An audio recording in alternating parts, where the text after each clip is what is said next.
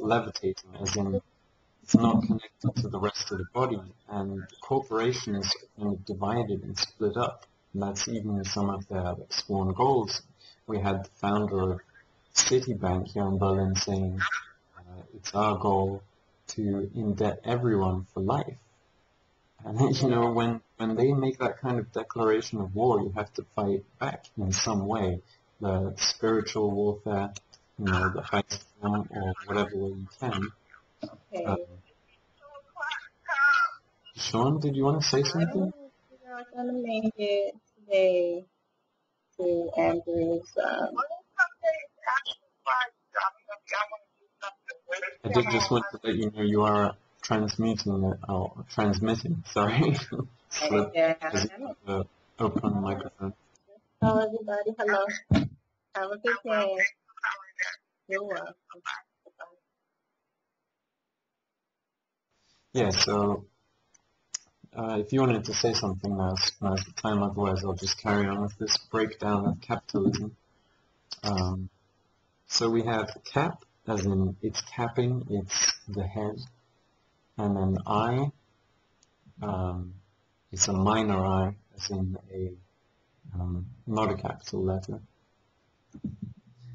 The head is severed, it's not part of the body, just like the pyramid. And then the T, which is the crucified man, or the man with his arms outstretched. If you actually reverse the lowercase t, it's an F. It's kind of a drooping head, and the F's turned on his head. And then you just have the feet kind of shuffling along. And then the al, you know, from Arabic, meaning from, and ism. And ism, you know, we have all of these isms, and it's a very simple three-letter word. It actually comes from sim, as in simulation. You know, if you just put the I in front of the S, or I mean behind the S, then you get just another ism. And, you know, it's just another simulation. So we have communism, which turned out to be an even worse thing, because people didn't approach it from a spiritual level. They just thought, we'll change the system and then everything will run fine. But it's always got to be the internal system and radiating outwards, and people actually want to be a part of it. So yeah, I just thought I'd break that down and let people build it back up in their unique ways. Because, you know, it's really just about getting the knowledge which makes sense to you, and which is your unique contribution out there, and then letting people do what they can with it. And that's really all we have to do in a lot of times. And you know, the one big failing of police I see is when they police something which doesn't need to be policed, when they, you know, do something which is actually criminal in itself, which is, yeah, what we're seeing. And like Mark just said earlier in the show, it's beyond funny. You know, it's maybe on, you know, an even higher level of consciousness, it would be funny again. Sometimes it is funny to see people complaining about something they're causing in their own life, but on a global situation, I think it's pretty awful. And I know we're doing something, but it's always a question of, you know, what more can I do, and how can I help? So yeah, I'll just leave it at that. I know I can be a bit of a waterfall, and sometimes we have to police ourselves like that too. So I'll just zip it and let you all open up. So thanks.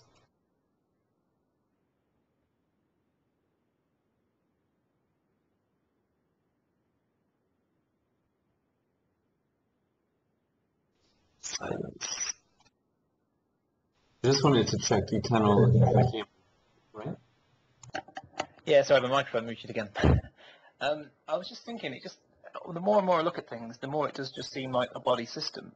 I mean, the fact, like you were talking about earlier, putting somebody around the different institutions and services, like you say, pornography to sexual addiction to medication, and it's just a constant circle, a constant loop they're in, like you would be if you were stuck in a chakra or something wasn't working in your body right. And it just seems like that's how it's manifested, that's how it's come out in the world. And it's got a slightly, it's tainted with a negativity, if you like, or it's taken a spin that's not quite right. that's just what I noticed. And also, like you say, fear being the conditioned man. T to me does equal man, just a quick etymology type thing.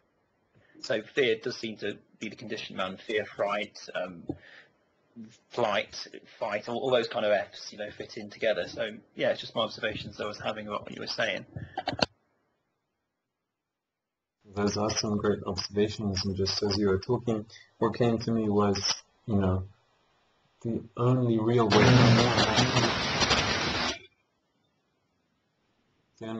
out of that is total honesty with self. Hello. More secrets. Hello. Okay. Hi, Marianne. Welcome to the call.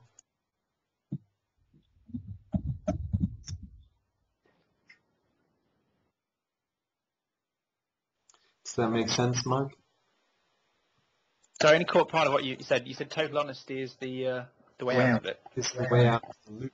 Yeah, for me, that's been the case. And, finding people to look up to who can also identify with the situation and give you a real solution, and who you can identify with, connect with, they do really trick everyone into this, and, so corrupt that it doesn't even recognize itself. And that is what corruption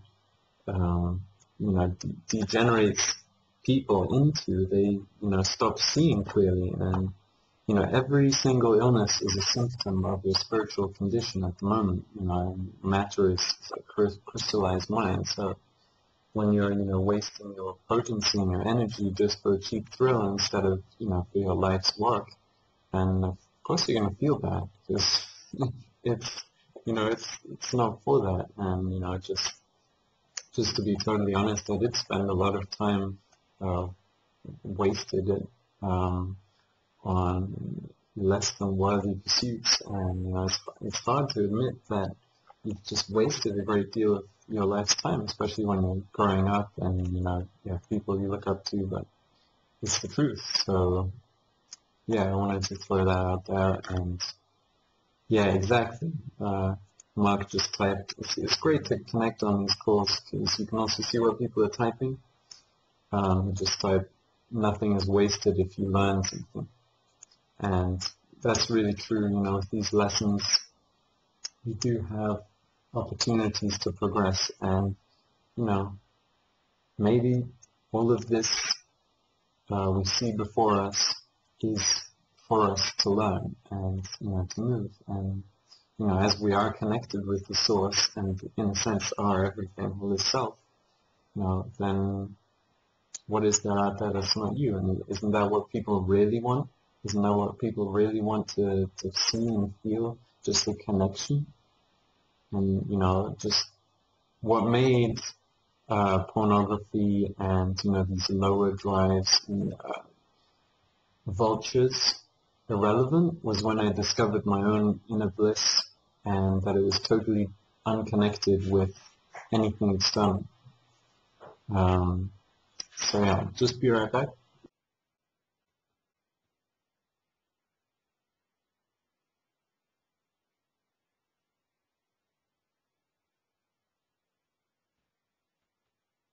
I know we're a bit off topic, but as a general rule, how do people find themselves getting into these clubs? With me, it just seems brute force all the time. As in, I need to break an addiction, so I'm just going to force myself not to be addicted to that thing. I'll go and every time it comes up, catch myself, stop myself. When it comes to breaking through negativity, I always exercise, or I just brute force through that method, or I do yoga, a very, very physical thing. I mean, is there any generalizations that come up in people, the way they work through these kind of things? Yeah, I did actually discover, the sexual alchemy of Mantak Chia, and he just outlined a very, very simple technique called the water wheel, and also, like you were just saying, catching yourself. I guess it's exceedingly problematic for men as well, as bodies just work differently. And well, it isn't just that, is it? But if you realize, computers work on a binary basis, either on or off, and you see these universal principles are really all caught up with the lower drives, and that's how a great deal of the population is controlled. And you see that media is like an arm of the government itself, because all of the relatives and all of the family members of these presidents and controllers and so on are the bigwigs in like Fox News and all these mainstream outlets. You can just put the puzzle together and realize that resistance begins on the individual scale, and only when you truly identify something for yourself can you move forward. And there are of course we're here, but there are people everywhere who are putting up a resistance to planetary situation and won't just let things continue. And so I hope that was some good feedback for you, Mark.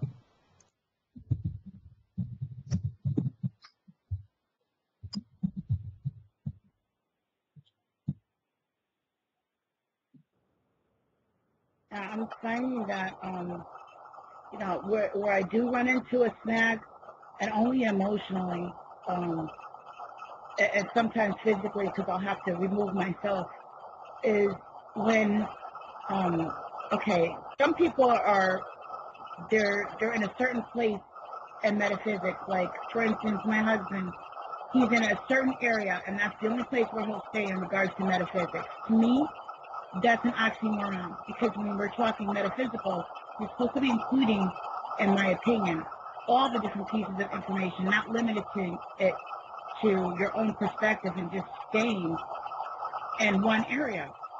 So that drives me crazy. And when we try to have a conversation, it starts off great. We'll be talking about, planetary movement and spirituality, in regards to different theories and concepts that came up. And we're talking about sociology, and we're putting all these pieces together, and then bam, we run into a snag because he refuses to expand himself, and in other areas. So I'll have to just, at that point, where we were just a movement that was flowing, I'll find that there's a lot of pulling and tugging. I'll have to let go and say, you know what, okay, you're entitled to whatever it is you feel or think, but I really think that you should expand yourself. You're not allowing yourself to grow. So I'll state my opinion, and then I'll expand. Now, I notice that happens with other things, especially people that I interact with that I love. They're very limited in certain areas, like you may be involved with other people that are Christians or whatever. And I can only share but so much of myself with them, or I'll end up in that situation of the pulling and tugging if I want to stand on my point or elaborate on it. So sometimes I just put my hands up, and it's like, and always I get to that point, because you can't possibly explain the unexplainable to people that have not internally opened themselves up to the concepts and stuff that we share here. And I find that that's the only time I get frustrated with being who I am, is when I need to explain or elaborate why I think they have the right to be who they are, and I stand on who I am. And why do they always come up with the question of asking me, well, what do you mean? Oh, I really end up with a problem in that area, and policing in that area is really frustrating for me. That's the only place that I'm really running into snags there. So the thing that comes to mind immediately is give it time and don't try and force everything at once. That is a snag I come up against again and again. I'm just like, can't you see, everything? And of course, that's just a huge leap. And we want to give all of this knowledge and all of this beauty and all of this stuff to everyone, but it is important to remember that when you want to spread knowledge, you're actually serving, and to find a way to serve that person in a unique way that will open them up, and just go with the signposts, I like to call them, or the signals you get from the outside, and filter it all through your inner system, and just find out how to reach them. If these relationships are important to you, just put some energy into it, and don't give up. And it's never a thing like they just can't. It's there is a way. There is a way. And, you know, it's good to practice on people you're not so heavily involved with, to just take it really lightly and from the approach of, well, it probably won't work anyway, but, you know, and I don't know anything, but, you know, it might. So yeah, just roll with it and see, you know, is there not a way?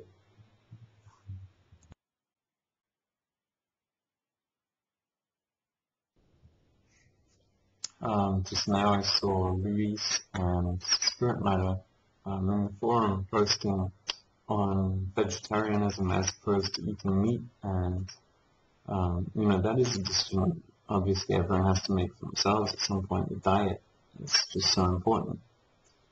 And of course we have, I also wanted to break down the word police, but diet, I mean, look at that, die, T, and like Mark was just saying earlier, the T is a man, so die is in divide, and then E-T. What's going on there, you know, isn't that interesting? It's kind of, we have all of these reasons for a word, we have all these words arranged like this for a reason, and, you know, just breaking through it is rewarding. So yeah, just remember you're on a constant quest for expansion and opening up to people in a unique way, and just letting things out, not approaching it from a level of they have to see and I have to tell them this and with preconceived notions, but like dropping the preconceptions and just looking. Yeah, that's interesting. Regina is just saying you see reincarnation in the word diet. Yes, you have the cross of Christ. You have man, and the T is the sign of man. So I definitely, and I felt it was more like I felt it instead of see it until I looked at it and then broke it down when you just asked me. But yeah. Yeah, that's very interesting. Mark, do you want to say something? Well, let's get everyone more involved in the conversation. You know, I'm sure everyone has their unique experiences with police, on a personal level and also observations. I actually gained a lot of respect for police, as it is, you know, a horrible job, and at least here in Germany, it's not so much about the money and the prison system. It's more about, you know, serving still, like the original definition of peace officer instead of a police officer. And just like before I shut up for a while, I just want to break down the word police. So we have police, we have po. Yeah, you know, what do we make of these words? You know, it's like Seven said, it is the language or the a lunar egg, which I'm sorry if this is a bit much, especially for people who are listening and not connected to the call directly. But you know, the language is the control point, and you know, are you thinking with it, or is it just cycling you? Is it breaking you down? So yeah, be polite. That's another interesting one. Yeah, so the only difference between police and polite is the T, and the C is of course, you know, a U turned on its side. Polarize, like the polar opposite, like whatever the situation needs to resolve itself and be neutralized. That's a very interesting observation. Yeah. Go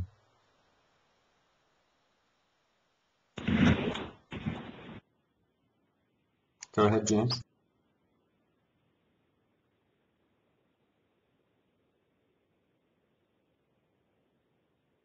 So if you don't want to say anything today, I just realized, you know, going with the pole and ice, Carolyn just pointed out,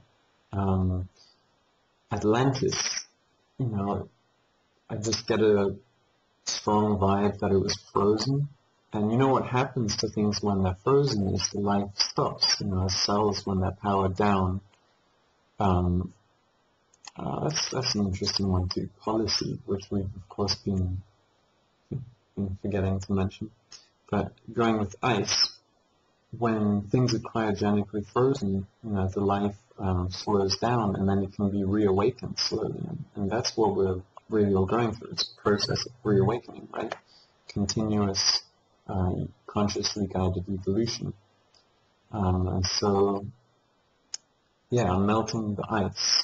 And people even say it. They say like, oh, I was cracking the ice with this and that person, and so what's the real policy of the spiritual police? I guess we could put some effort into finding out what that could be. Yeah, today, like, this was channeled to me. I'm not sure if it's my higher self or what it is. I had some really cool dreams. Cooperation is the true rebellion, because we're all being conditioned to compete with one another, and competition, and there we have the whole ion words again, or aeon as in an age, ion.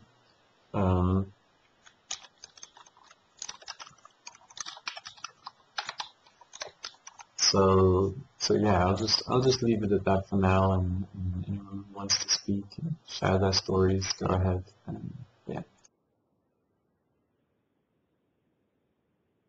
Hi guys, how are you doing? Really well. Good. I just wanted to share that I've been in several countries in the world, but mostly I spend most of my time either in Canada or Africa. And when I was in Africa, the policing situation was incredibly different than when I've been home in Canada. In Canada, my cousin just became a member of the Royal Mounted Police, and we just saw him graduate just a month ago. And it was really interesting. I didn't really realize about the Canadian police that most of certain people in the FBI and in places in Europe and countries in Europe, their police come to Saskatchewan, to the RCMP training grounds. And just the singleness of police force training really struck me, how it is this one big system at the same time.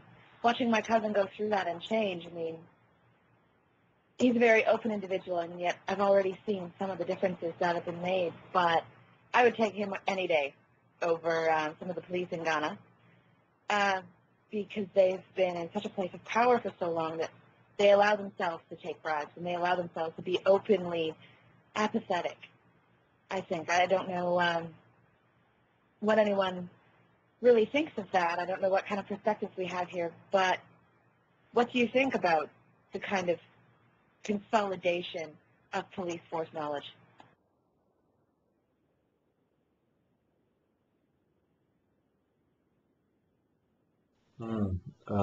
Well, yeah, what was coming to me as you were speaking was, this parallel of white and red blood cells. And, most people just want to work and enjoy life and somehow get on with things. And then we have the white cells, which actually fight corruption and, put an end to illness. And that's what, in parallel, the police force should be doing. And so if there's a combination of knowledge, which makes them apathetic, and power, which makes them wield it badly, because, the two are, interlinked. And if you have the wrong knowledge and too much power, then it's a recipe for disaster. Yeah, so we've got, the white blood cells basically not doing their job. So eventually they'll get kicked out, because the public is just, it's not like all policemen are bad. They're, just people in uniform. And that's all we have, people in different suits. Or suits. So just realize they're people as well. And, like you were saying, all over the world, we have very different forces. And, just find a way to communicate with them. As the situations they've been through, everyone acts the way they do because of different experiences, and the situations they've been through will condition them and show them to be in a different way. So if they're apathetic, they have a reason to be apathetic. It's not just like, oh, they're such terrible people, they're apathetic, that's the worst thing you can be. really is one of the worst, but look at it from a level of compassion and how we can, put an end to that and make it better.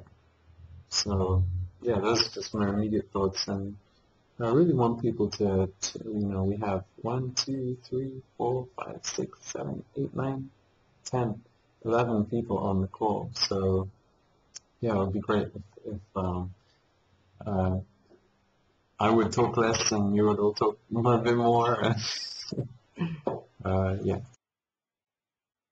The problem is it's a difficult subject for me, at least, especially because my entire background to start with, before I came to this site, was sort of a rebellion. I've always tried to go outside the system, but working within the system to change it, you're always going to have someone looking out for you in some way, and the problem becomes policy, like police and policy, like somebody linked in chat.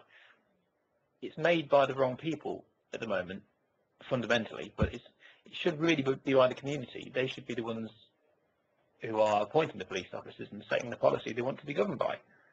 It just seems simple. If you're going to have somebody look after you, you should be the people that are deciding how they're going to look after you in a very direct kind of way. And I think if that responsibility is there, and that level of responsibility is there with people, then the situation will change much for the better. It used to be in England that you had a local police officer, and he lived in the village. He knew the area. He knew, if there's any trouble, where it was likely to come from, and it was a much better system because he was accountable to the people he lived with. And now you have people you never know. You have people coming in from different countries in some areas and policing with different languages. I mean, how is that? How can that make any kind of sense? Any kind of integration to the cultures of policing? So yeah, definitely more community-based police would be the way forward, I think, at least in the short term. Well, yeah, it's really a question of seeing the world as the system you're in, and I definitely can identify with feeling a lot more rebellious and like the rebel lion or rebel ion. But seeing that you're not beyond it and you're not beyond the rules, you're just exempt from some of them, I think can help. And it is tremendously frustrating working with a lot of these people, and having them be an intrusive part of your life. So there are different sets of laws which basically boil down to very simple rules or policies. And the one I mentioned earlier, maritime admiralty law is in place in a large part of the Western world, and you can find out what your real rights are and what's being set up for you, what you represent by ignorance, and what you really are. There's an artificial person and then there's a natural person, and if you look up these two terms, they are a huge, big difference. It is all wordplay. It's not just wordplay, it's world play. So we've got it we've really got it going on with a lot of these major terms, and just pay close attention to some of these words, because when you're in a situation, saying one thing can yield a very different result. Like if you're in court and you say, I understand, that means you stand under. You agree to stand under. And if you just keep insisting on your natural rights as a natural person, then they can't treat you in the same way. It's all about what you agree to be in this world play or word play. So, yeah, just throw that out there.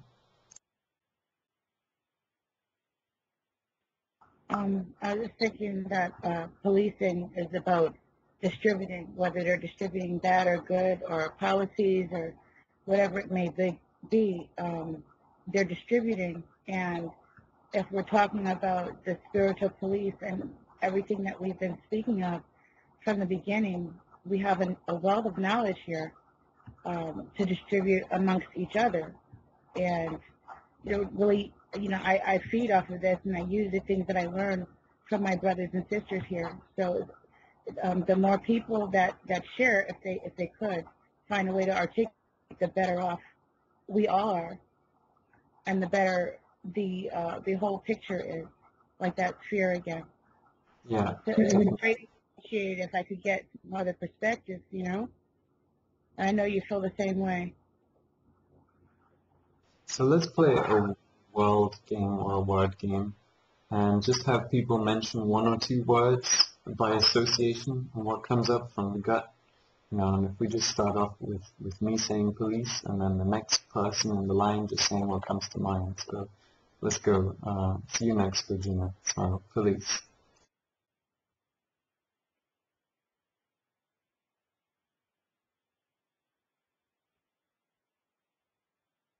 Movement.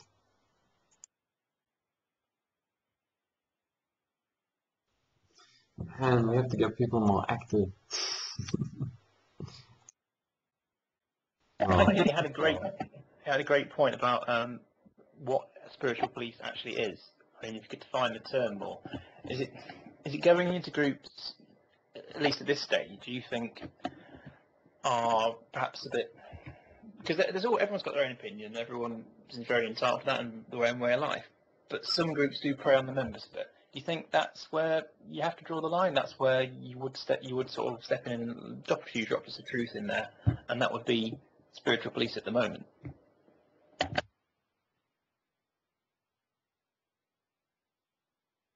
Well, yes, it is interesting when you say prey, or pray with an E or pray with an A on the members. I still get the feeling a lot of us are trapped in duality and a lot of mental situations and circumstances. You know, so, I think it was Regina who just now was saying, you know, the police handing out good or bad. It's really a question of what we attract and repel, you know, because you know, it's not like they're just controllers and we're just victims. But they are representatives of us, and not just in an elected way, but in a very real way. And you know, when you're a strong aura, when you're a strong presence in the situation in your life, you know, they won't treat you the same way. So, but just getting back to the whole term and definition of spiritual police, yeah, it would be good to kind of at least find a starting point. Everyone does make their own unique definition eventually. It just happens. That's the way, you know, we remember these things. But I see it as us being the real white blood cells and, you know, reawakening things. And it's definitely a choice, you know, and we all chose to be here on this call, you know. So, yeah, I saw Luis said he was going to go. Oh wait, no, he's almost done, so he'll be sharing in a while. Sorry to break music. No, just back, because I did cover some stuff when you weren't there, but you were echoing the same thing and it's been flowing nicely. You kind of reiterated stuff I was saying. It's two things. It's the modus operandi, the policy, and then the belief in that operation. And unfortunately, it's like, to be honest, if I want to look at the upside of it, people now know things about what policing should be more than they ever did 5 years ago, if I was to say some of the stuff that. So in that sense, I think it's a very positive, upbeat, because people with the internet, there's forums, people sort of doing their legalities just from that external perspective, and I think that will bring a lot of relief to a lot of people, you know, who are stuck in that paradigm, because there's a lot of information and you can write your own letters, stamp it yourself, and it does, you know, it causes problems for these people, especially if they haven't, you know, they haven't got any contracts with you per se. But so there is, you know, there's a lot of empowering stuff just so people, even though spiritual police, yeah, the internal cleansing, I think we covered that, a lot of people on that, just, you know, so just the both sides of the coin, you know, there's solutions. So it's just to, you know, I think it's actually more positive. It's a stranger topic to talk about, but it's actually got a lot of positive aspects going for it, especially in this time, just from what I see it, because, you know, there's a lot of progression. You even hear it on the news, you know, that, oh, it's illegal what a lot of the bailiffs are doing, you know, so physical police are having, you know, are going to have to reform, so the spiritual police will have to reform. So it's about catching all the angles. Yeah, it's definitely about the angles. Welcome, Crystal and Alexander.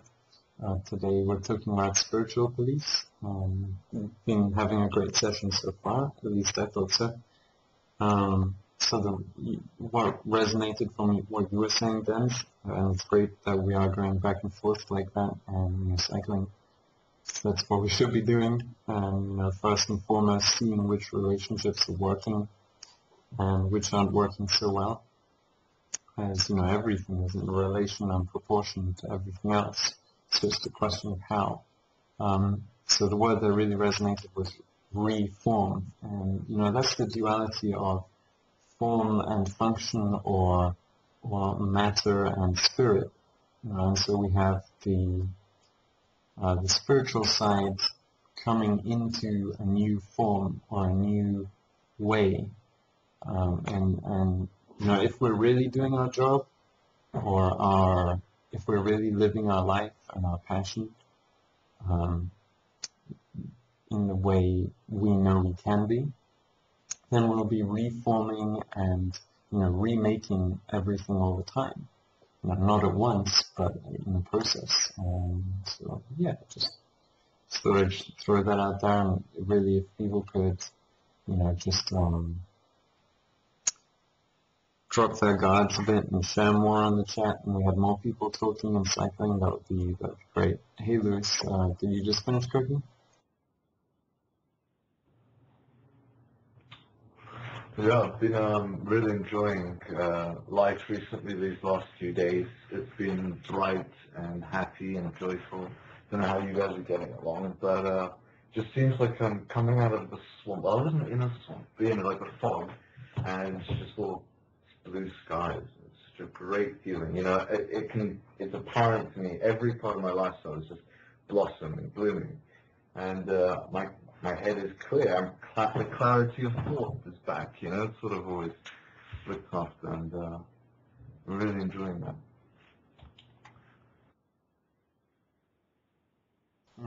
And the one message that was coming to me from you just saying how much you're enjoying it, because I'm going through a very similar thing. It's just wow, again and again, I'm just surprised. I'm just enjoying it. And the one thing I want to do now is share it. And we have to not be overly ambitious, but also just find a way to share it and do it. And not let that get us down, because it is always a question of, do we want to share, and what do we want to share if we do? But for me, sharing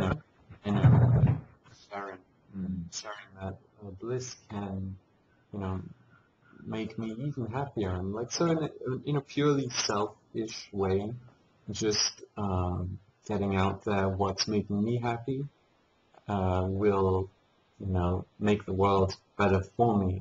That's what I want to see in the world.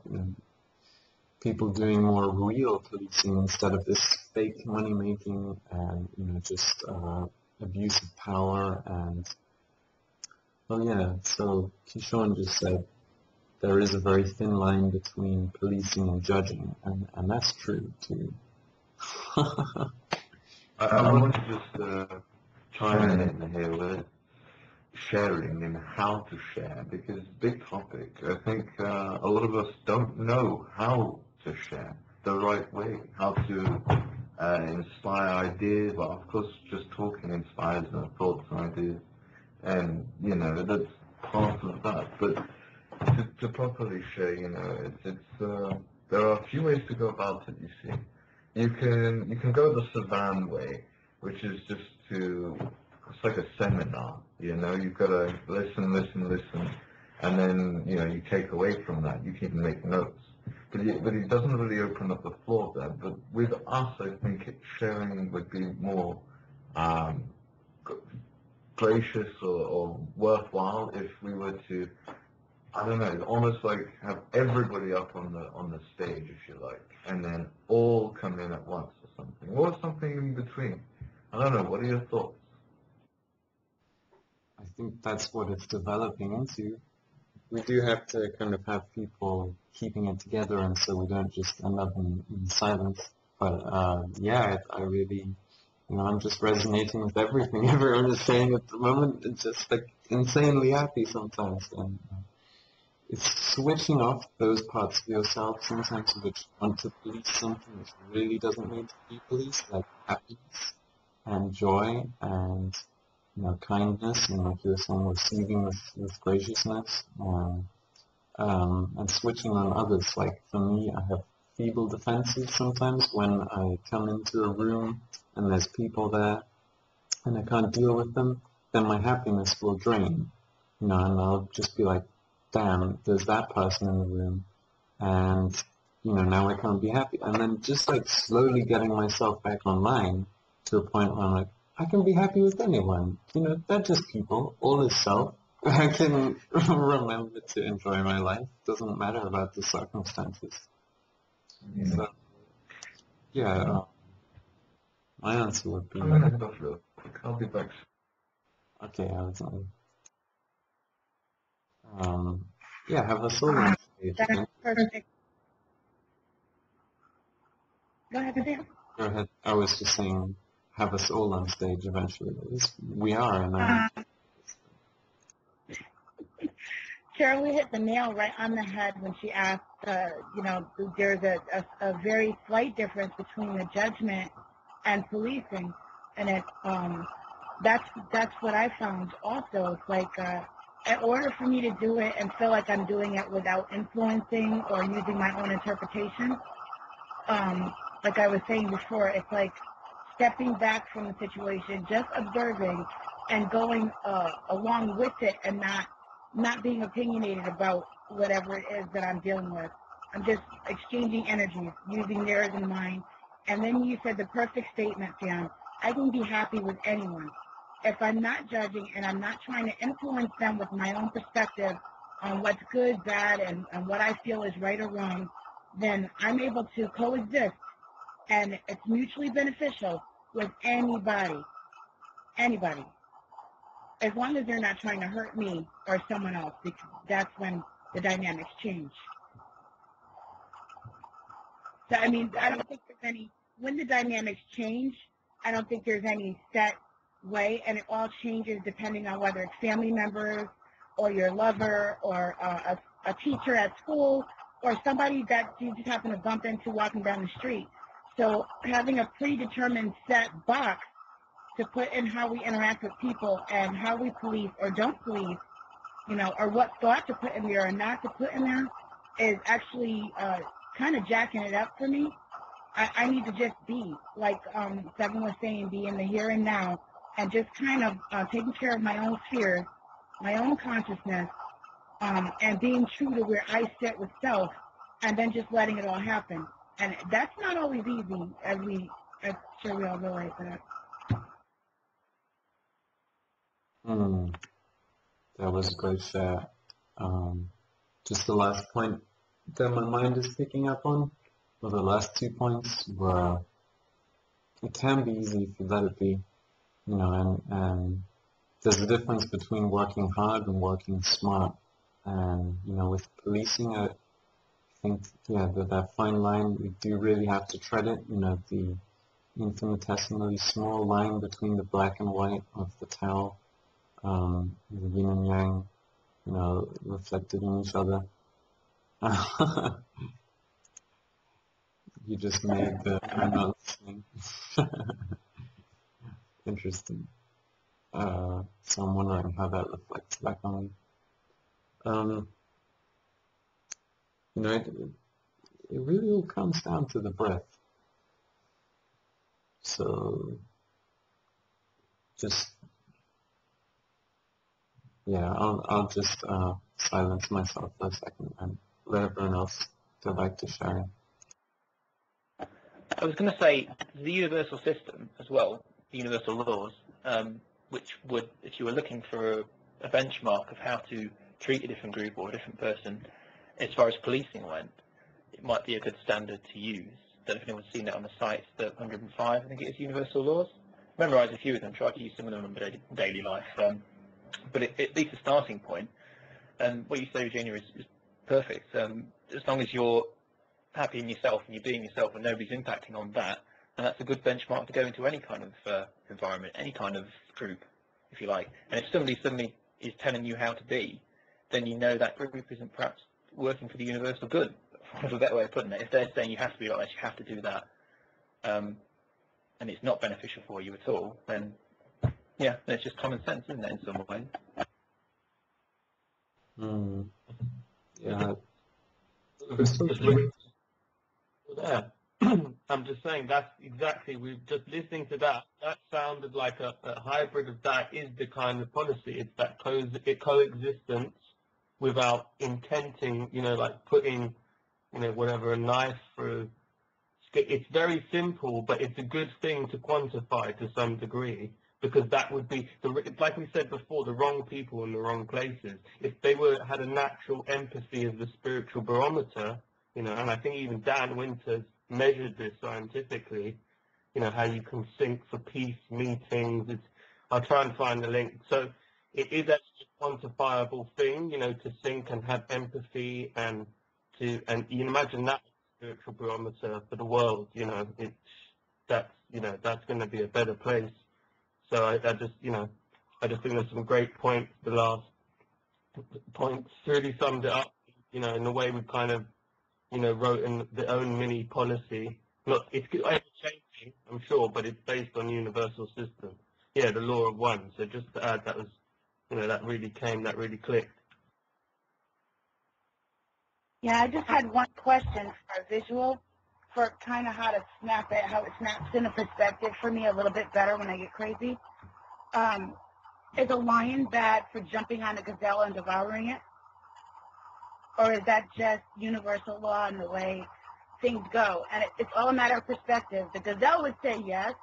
The lion would say, I don't know, maybe.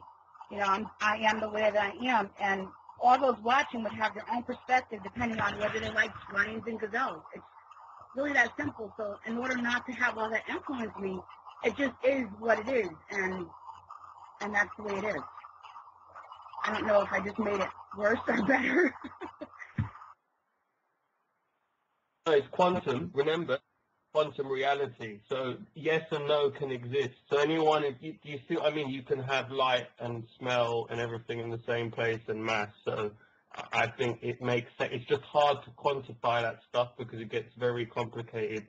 To externalize, imagine being in different places, but you are anyway. So just to echo that. Let's try and push the conversation in the direction as far as it'll go for now, of how can we be as beneficial as a group and as a collective, beginning now with, really spreading these highest principles and leading by example, like someone was saying earlier in the conversation, not do as I say instead of do as I do, but, do as I do as I do as I do. Yeah, I think staying lucid, realizing it's a dream, realizing you are setting an example and a precedent at all times.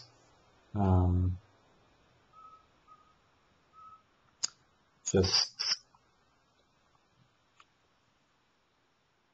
reaching into the depths and finding whatever it is down there and trying to see the value in it. Just now I'm looking at a post from 7.2 and it's quite simple. It says, be aware that benefit is disguised as misfortune often, and that is what we're facing with this police situation.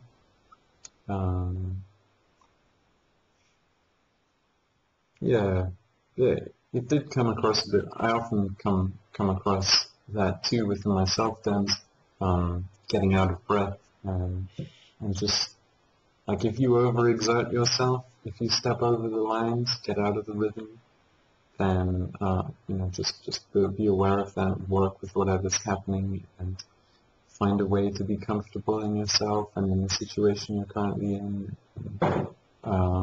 Be right back. So, it's like that machine movement again. that we were speaking of, it's like the overall theme all the time it comes up when we speak. Like the duality, you know, sometimes it's beneficial and sometimes it's productive, and knowing when it's okay to just let it flow when there's a duality, and to cut it off, and realizing it needs to be policed, you know, or managed, you know, and that and doing that with what we know and how we interact with people, there's that layers and levels and spirals, you know, and there's a beat and a rhythm, you know, and a pulse that's going on. So there's no one movement or one direction. And for me, the only way that I can even exist in all this movement that's going on, not knowing how to be sure about something intellectually, is just to feel it and kind of go with the flow, that movement again, and just taking care of self. So it comes full circle.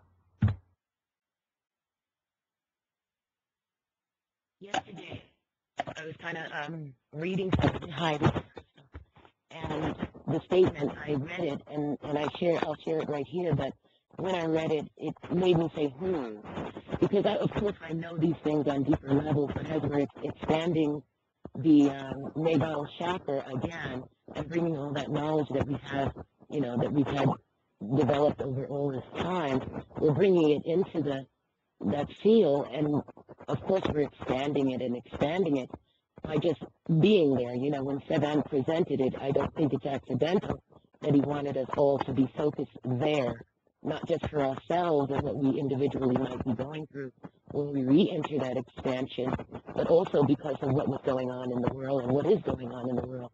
So when we come down or back into that nativity or that navel chakra, I believe we have already consciously made a choice to do something else. It's just a part of the way it's been described, all the knowledge we gathered over the 3 to 5 years. We're now focused there into this navel chakra, and even this discussion we're having is expansion. It's expansion, but yet we have had this navigator called Sevan, which we all are, because we're together with him.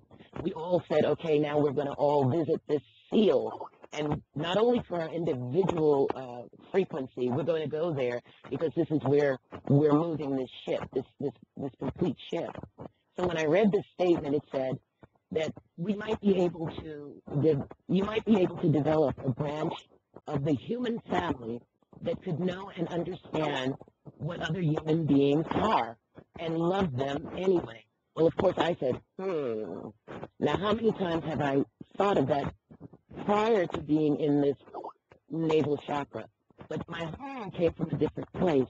It actually came in and felt like I was going to have compassion first for myself, for even having the will and the courage and the fortitude to be here in this chakra with all that's going on, and then thinking of myself grander than just the individual me, the self of all the people I've met now over all the years. I'm bringing them all here with me in this navel seal now.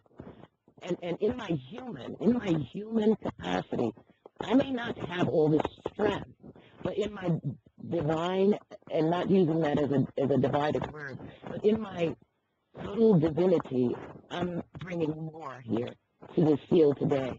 I'm expanding it, and I want to be with Seven and all of you with all the knowledge that I've gathered through my frequency and movement. So I thought that statement was great, and then I thought my was an expansion, that I said not just for myself. I'm going to do this with everybody that I've known from the past that couldn't even make this journey to be with me now. So that's how I felt about the statement, and it just boiled down to compassion for the compassionate. Just having that there in this seal again, and then moving that energy and bringing it more together. But that's how I thought yesterday, from yesterday's energy to today's energy. Yeah, it really is changing daily. Thank you for sharing everything. And the point that came up for me from all that was, while our focus will be on one or other chakra and we'll be going through it, the other ones do continue working, and then work on how they can serve that one. So it's, I think it's really great what we're doing. I really do. I believe in it, and I'm so full of hope, and it's just, yeah, expanding me, and I hope it's expanding others too, and yeah.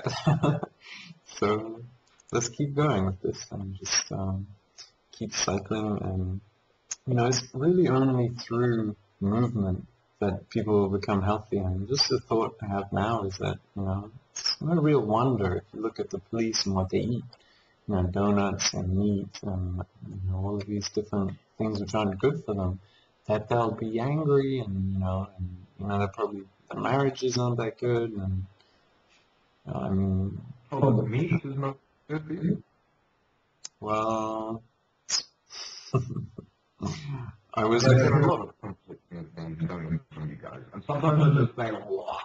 I mean, really?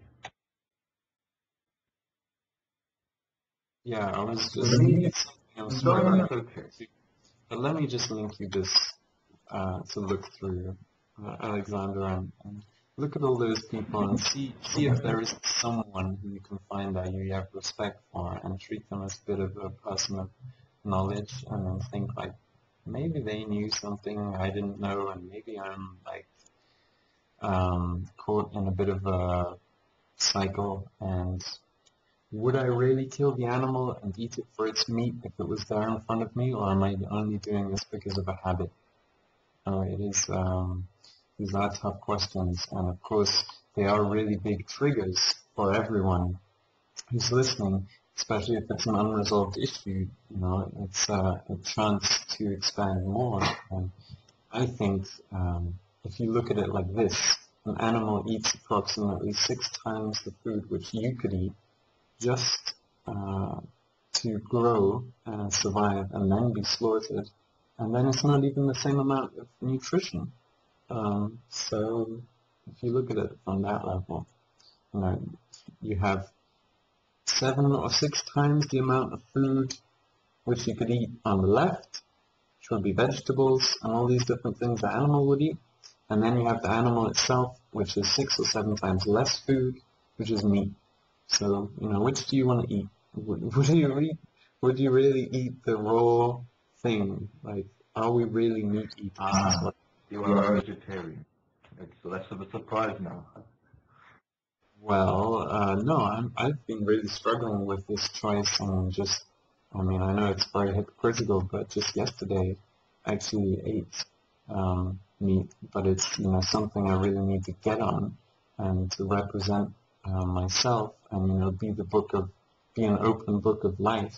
I need to be um, in full harmony and integrity, and we can't have any more secrets from one another. And so I'm enjoying that there's a bit of friction between me and you, and that you've just stated this, that it's an issue for you, because that is a chance for greater expansion. And so just look through those quotes, and look through some books. We have Gandhi, Pythagoras, Da Vinci, Einstein, Abraham Lincoln, Emerson, Tolstoy. We have all these great people saying basically the same thing. If humans stop eating meat, they'll be less violent. So, yeah. Yes, they are. But I don't think that, necessarily these people achieved what they achieved, because they didn't eat meat. Hmm? It's all part of the one. But you have to take into account other things. For sure. It wouldn't be any good if you just stuck to what you thought you knew, right? Well, they experimented, and the only way you come to true knowledge is to find out for yourself. Even if that's in the mind through doubting and making experiments in the mind. But I do really believe a diet is a big part of this consciously guided evolution, and we're talking about great characters and great people. what are they if not more highly evolved versions of self? You know, uh, and I'm not saying they just, you could be this if you ate that, but it is, what do we actually do? We take in and we put out. As human beings, we're like creation engines or vortexes, and we take in and we put out, and we transmute what we take in. And if we're only giving ourselves a certain type of fuel, we can, and not experimenting with that, then it can only happen in a certain way, right? So it's just common sense. So, yeah. Yeah, of course, and I think that there are lots of studies now to show that, not always studies, but some show that vitamins and supplements are needed for correct growth and positive energy if you are choosing not to eat meat. Well, I don't know about the exact science of it, but thing just tells me Many of these being people on the list weren't notable for their positive behavior.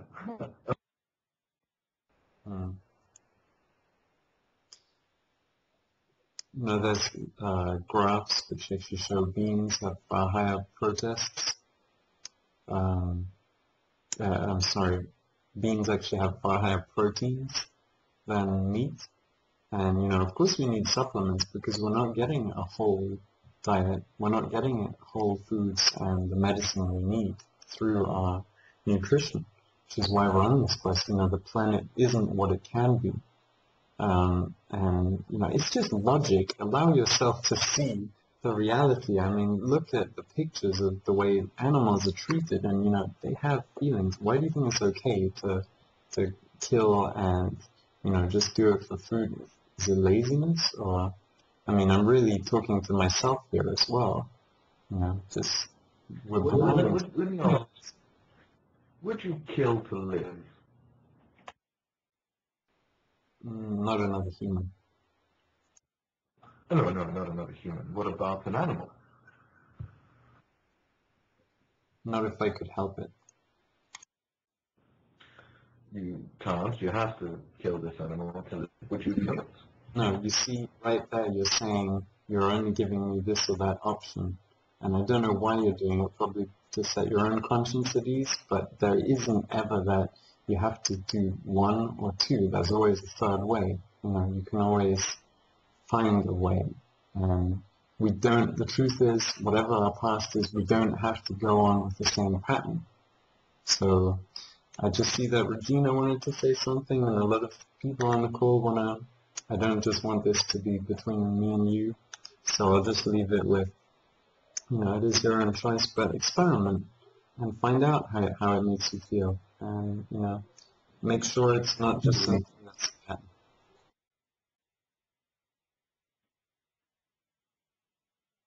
And, Yeah, back to that duality thing, when it's necessary or unnecessary, like counterproductive, or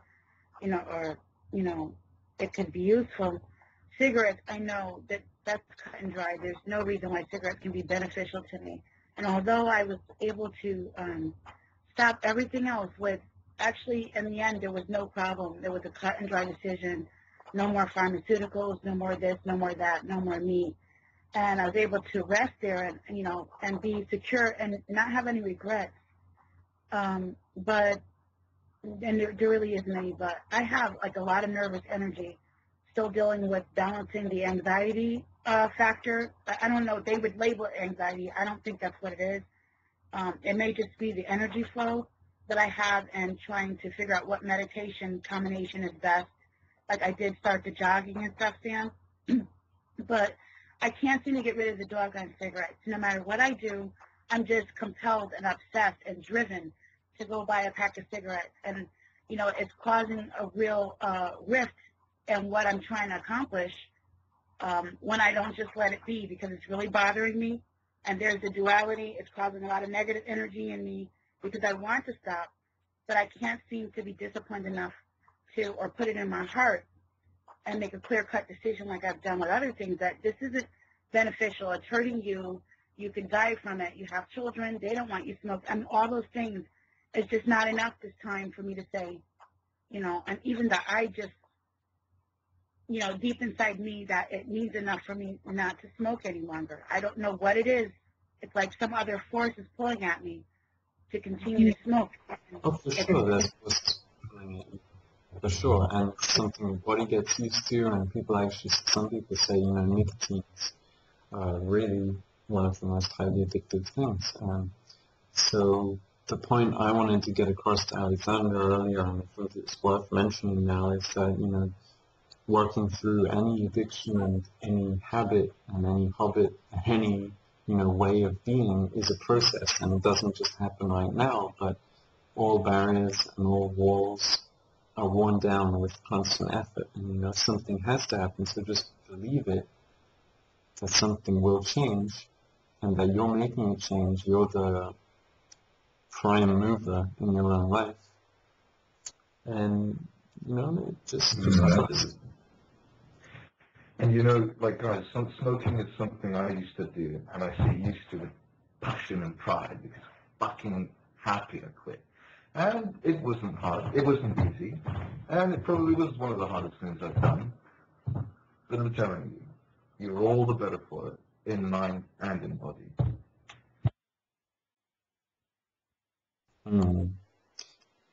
Yeah. Seeing my brother and sister smoke, it does kind of always leave me with a bit of a pang. Sometimes I like berate myself. Why can't you get them to stop, and that kind of thing.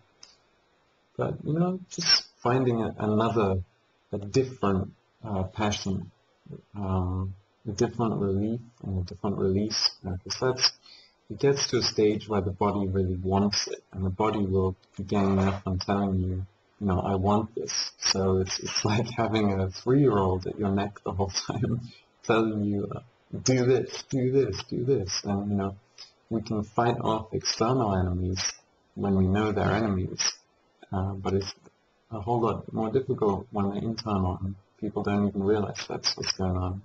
And you have to work on 3 levels at once, and not just think like life is simple, I'll just do what my body tells me all the time, and not distinguish between these voices, because we do have lots of different urges. So yeah, thanks for being open and honest about this. There's, you know, always a greater chance to expand more if we're the way we are, truly.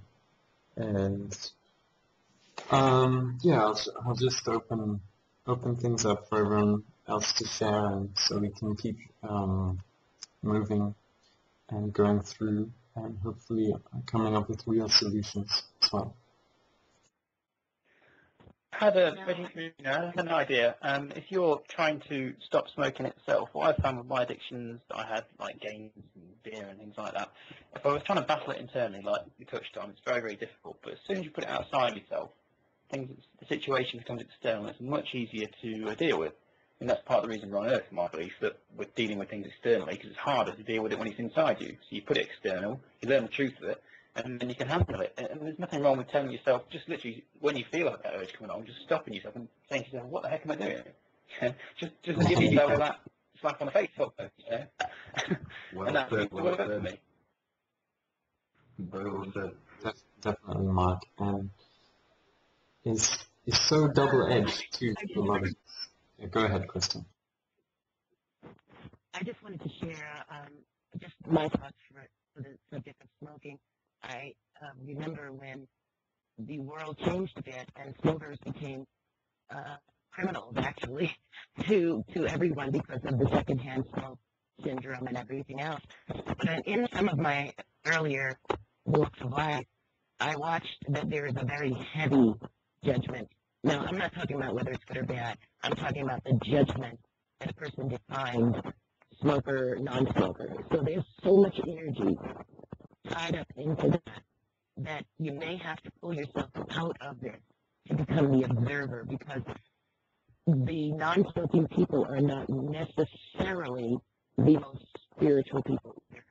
Yet there's a lot that has been twisted on the tobacco, where tobacco did have some essences in it that used to be very, very productive for healing. I think that the Monsanto, the people that got into tobacco making and studying the brain chemistries realized also that inside of it there are some very, very important chemicals that open up the soft palate of the pure tobacco. I'm not talking about what's been done to a cigarette with the nicotine, but there is something called cobalamin inside of tobacco smoke, which at times used to mix with certain amount of rum, used to heal fevers. So there's a lot of other history outside of the acceptable medical or surgeon general. There's hidden documents as to how you must define yourself outside of that.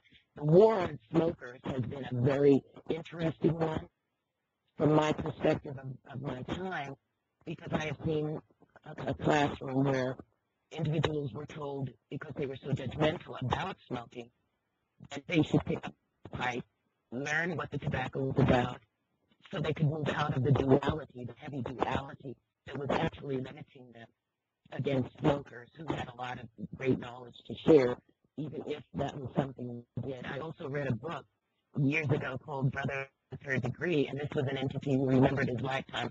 And whether he was into any kind of dark magic or anything, I'm not sure. Maybe just a family lineage. But when he came in, he brought back himself as a teacher, and he had to teach people, which he called the Pharisees and the hypocritical people. But one of the reasons he picked up the smoking was so that he could actually make them aware that his lifetimes were not based on his image. So I just wanted to share that from my knowledge base. I don't have documents right now to present, but I can remember as much as I can, just to show that there's heavy, heavy energy on that. And I did write a true comment where they said that reptilians, when they were doing a lot of the body snatches out in Area 51, reptilians and ETs do not like to eat smokers' energy. So that I just wanted to throw in there. Crystal, I really heard you just then when you said, you have to observe yourself. And I remember when it was that I quit, and it really hit me what the thought process, the one line, that one sentence that went through my head that really got me to quit. And I'm not talking, oh, I'll stop this and I'll cut down and all those other things. Forget all those other things. That's rubbish. The one thing that really did it for me, I was sitting outside, and this was a brilliant day, and I saw myself from the perspective of an external viewer. I observed something. I observed that other people were putting me in a box labeled smoker, and I didn't want that. I didn't want to be labeled smoker. That was the one thing that pissed me off the whole time I smoked. And that's why I stopped. You just reminded me of what was going through my head when I was battling with a lot of different forces trying to take me in this way and that. It was, do you want to be like these people? And I know that can go down the judgmental route, and that can go down the this and that route, but not from that standpoint, but from the standpoint of, do you really just want to keep going around and around and, forget about it. Just look at your potential and don't look away. Once you see that and how it's connected up with everything you're doing, then you will stop. Then you will bridge the gaps between the worlds of nutrition and, work and thoughts, dreams, all of these things in your life, they're all so connected. So that's interesting you should say that, Mark. You're stuck with honey. Well, that's what I had to share. I didn't see what, some of these things, no, I guess you could say, we're addicted to life. Why don't we just stop living? Some of these things really just need to be kept in balance, and you don't need to totally quit. So I like honey. People are just typing stuck with honey. I don't see what's wrong with it, really. So, yeah. Just wanted to open the floor up. I see, some people haven't really had the opportunity to share yet. And I'm thinking of Luis and James and Sean, who's also not able to speak. Regina, do you want to say something again? Yes, one last thing, because, I know that we've been pretty much going back and forth between a few people. The honey, way back when we first started talking, we were talking about the collective thought and the way we think together and stuff. I was thinking of the beehive and the symbolism with how bees are like the symbol, it's an ancient symbol like the butterfly or other things that are like the more ancient ones. It's symbolic of what keeps the world going, because without the bees, you can't, things are not in balance. And it's funny how we all got on this honey thing. I think it's more like the unconscious group self expressing that beehive kind of collective thought. Then again, I could be reaching. No, this sounds pretty accurate to me. Yeah, I read the other day that knowledge is the pollen of mankind. I just got this honey song going on loop in my mind now. Honey, sugar. Bo, bo, bo, bo, bo, bo. So, yeah. Can I say something? Sure, go ahead. Okay, sorry. Yeah, like as far as with the sugar, just want to know, I want us to let everyone know, sugar is sugar, like regardless of what type of sugar it is, you should not be intaking too much sugar, nor salt. Why? Because both of them combined create acidic blood automatically. And the reason you even are attracted to parasites, or parasites attached to your organs and your system, is due to the acidic properties, or the acidic chemical combination that goes on inside the body. So it's really perspective.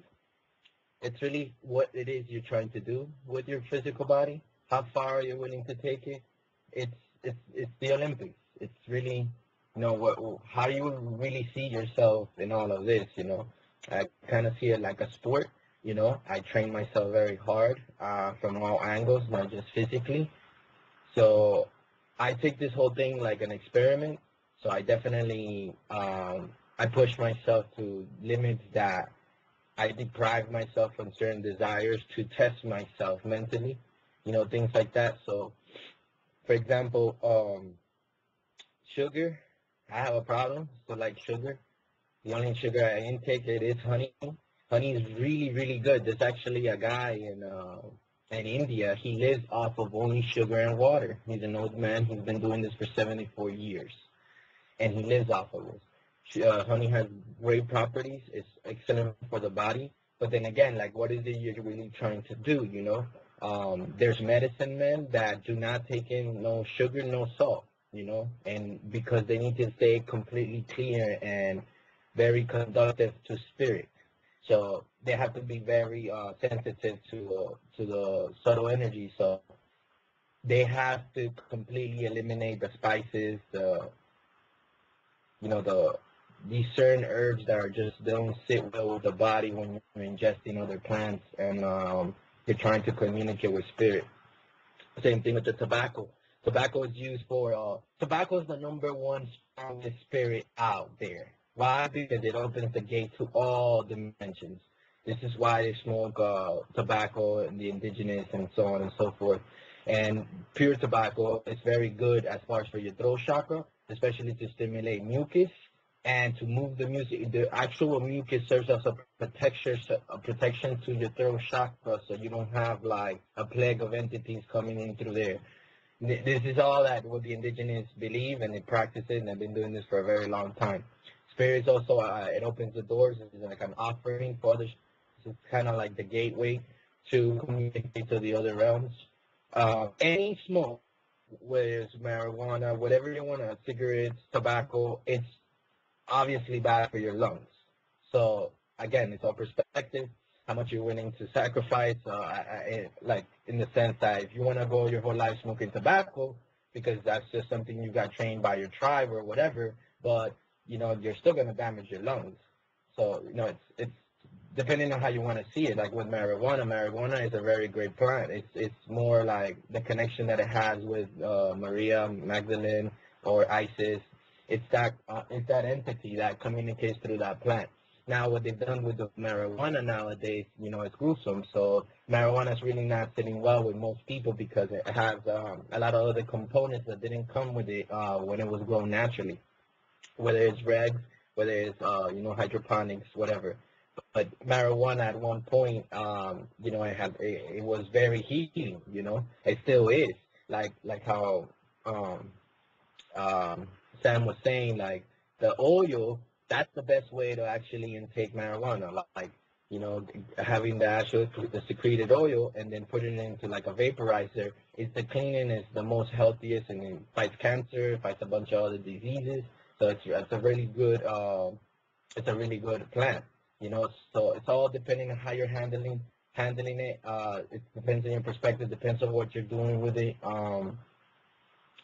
But yeah, definitely like the cigarettes, man. Like it has metal, it has a bunch of other chemicals. It has like a bunch of really, really, really tough things that it just clogs the arteries. It pollutes your blood. Your blood is your oil. It's the thing that runs your body. So you gotta really take care of that. Like one of the most important things is that's where you actually get sick. It starts with your blood. Your blood is acidic. You're vibrating low. That's why your pH level should be always balanced, not super high, because even having a high level pH can get you sick as well. So there's also bacteria that are needed, like Guy Winter was saying, which I've heard this from other people, that you need to intake them because they fight the death. They fight all the things that are gonna kill you. So you see, it's all really perspective. How you wanna go about it. As far as MMS is like super great because it only attacks bacteria and it doesn't damage the cells of the walls of the cells because the oxidizer only is designed to attack only bacteria, which is a way smaller molecule than what the cells are. It's like the particle is a lot smaller, so it can penetrate inside it by exploding it through another molecule of oxygen, and this is how MMS works. So that's why MMX is one of the best oxidizers there are in the world. Like if you take hydrogen peroxide will kill your cells inside your body if you were to ingest it. It will kill the walls of your cells, therefore, creating like your liver to bleed and all that stuff. But at the same time, it does kill, but it'll kill a bunch of other things that you do need. So it's just knowing this kind of this kind of chemistry and approaching it from that kind of level of understanding. You have to become the alchemist with your body. You have to watch it. You got to train it. The body is the beast. That's the vehicle of the ego, and you're the one who has to master this body, Breathing properly is really good, especially if you're a smoker, because your lungs are they're fading. They don't breathe to their potential due to to all the years of when you were smoking. Myself, I smoke, I smoke marijuana every once in a while. And, at one point I probably let it go, I had before for like a couple of years and then I'll start again. Just recently I started smoking tobacco because I'm just, being more of a conduit with the spirits and all of that. But other than that, just keep this stuff to a minimum. If you are a smoker, eventually, hopefully you let it go because you really don't need it. You don't need anything. All you need is your breath. Really, food is an addiction. And I don't care whoever wants to argue with me on that. It is. It's all perspective. You are in control of your mind. The mind is really powerful. It's how much are you willing to let your mind run for you, or you're gonna run it. So that's just I wanted to talk about. That's it. Thank you, Luis. That was really nice. That was awesome. So one point that my mind wanted to hold on to and share with you all is when you said fight cancer, and being the dominant cancer, and having discovered lots of different books and lots of different signs and posters, it always resonates with me when people bring it up as a disease or a dis-ease, being a really watery sign, from an astrological point.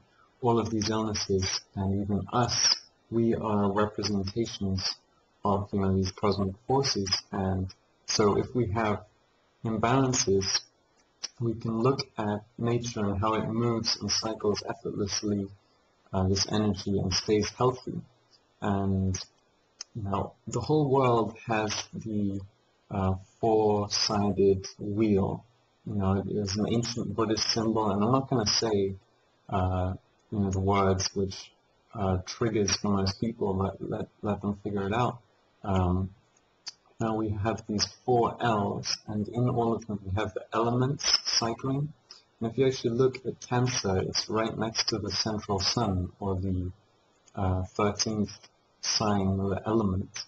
And so, yeah, let's not fight our diseases and be at war with them, because they're just symptoms of how we've mistreated our bodies. But let's, take the hint. Yeah, tobacco, even tobacco, there's a method that you can take tobacco through the mouth, through some water. I think they put some other herbs in it, and it purifies you immediately. Like you swallow it, and in a couple of minutes you're gonna throw up. And you do this, like indigenous people do this before they're gonna intake like ayahuasca, so they can purge. So when they are in the ayahuasca, they don't have to purge, and they can stay more present and conduit to spirit, and they can stay a lot more clear. So the tobacco works in many different ways. It's however you want to. Like coffee. Coffee is really bad for you, but if you ingest it, if you take it in like an enema through your anus, and it's super good. It's one of the best antioxidants that the world can offer. So you see, it's all this perspective, and it's usually like utilizing all these things that are out there, because as much as they're bad, you can use them for good things. Like I heard you saying how porno, it's negative, but I learned how to use all the negative a bit. Like if a person needs to do tantric to themselves, and they don't know how to lift themselves to that state, then you can watch a little bit of porno, get yourself there, and then move on into your tantric. But you see, it's how you want to do it and what you want to do with it. Personally, you don't need anything, but at the beginning, you need certain things to get you there. But it's all in your mind. It's what where your mind goes and where you take it, how you handle things and how you see them. So it's just change yourself like that. Don't get off the program. Get off the ideas of what people tell you is good and bad. Work with everything, because that's what it's here for. On the planet, the planet has tons of things that you can use, and that some will say they're bad, but you can use them to your highest advantage. So, like I said, it's all perspective, and keep it moving. Nice. The part about the enema, what was that about? Yeah, you read about it, like the coffee beans, the pure coffee beans. There's a method of how to take it up your anus, like an enema, and it works like an antioxidant. It purifies cleans your system completely, cleans the walls of your organs, all of that, et cetera, et cetera. Like there's tons of stuff about that on the internet. You should look into that. Well, myself, I think I'll stick to eating black peppers. Those little brown, the ones that can be ground? They go in soup sometimes for flavor. They're really good. If you eat them whole, they can do the same thing. Well, not the same thing, I'm sure, but similar things. Yeah. Like apple cider vinegar, like you said. You could use the apple cider and create a liquor, and the liquor is actually good. Like you could actually get yucca, like some kind of alcohol, and that alcohol is really good for you. So you see, like, someone would say, oh, but alcohol is bad. I personally say alcohol is completely bad for you. But that stuff, it's really good. Like, it works really great with the body, especially depending on what it is that you want to do with it. Like, the alcohol can serve for, like, killing a lot of bacteria. It also stimulates the energy. It works on a lot of sweating. Like if you need to purify through your skin, it works on that. So, but which alcohol you're using, like that's, I mean, everything to me is just the way you see it, how far you're willing to take it, and that's it. Like, I mean, all the answers are there. Everything's good. I see the good in everything. Everything, but we just gotta see deeper, or we gotta quiet our mind. Like we gotta stop our mind from chattering, so we can see how we can use this. Sometimes certain things are there, so we can learn not to use it. Like anything in excess is also bad.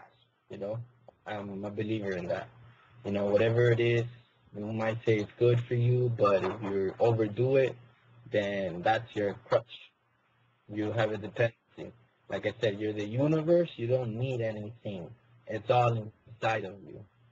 So, but meanwhile, as we're learning and climbing up the ladder and going down the ladder, we use tools.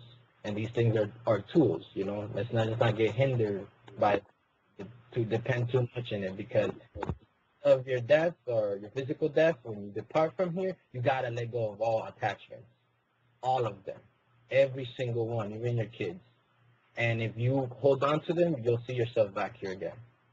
Even if, like, let's say you become a leader, a lot of these ascended masters, they're stuck in other dimensions because they've left the attachment of the pupil, of the student, and these people are still praying and worshiping to them. That's the reason that they're stuck in another dimension. They can't even ascend through the sun because they also don't got bliss. They have addictions.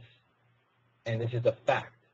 So don't be very careful what you're addicted to and work on it. Don't like kill yourself over it, but work at it every day.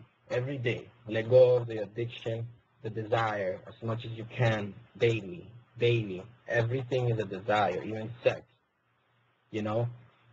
I believe that a lot of our issues while we're in this situation is due to sex. I mean, people are going to argue about that, but whatever, At the same time, there's a purpose why, we create something, we create a creation, but, it'll be nice that we don't even have to, and I think all this stuff is really possible. I think at one point, we didn't have to physically be external and like the woman and man and then have this interaction. Everything was inside. So, and everything works. I'd rather have that we're all individuals that perpetuate our own energy and we don't suck on each other. Because that's what we're doing here. Everything here eats the next thing and humps the next thing. It's in the microcosm, it's in the macrocosm.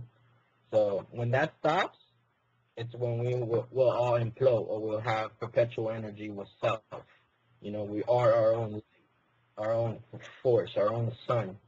Until then, we have to use ourselves.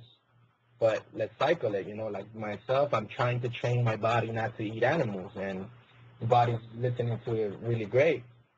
I go to the gym, I'm a muscular person, I don't eat animal, I don't eat it.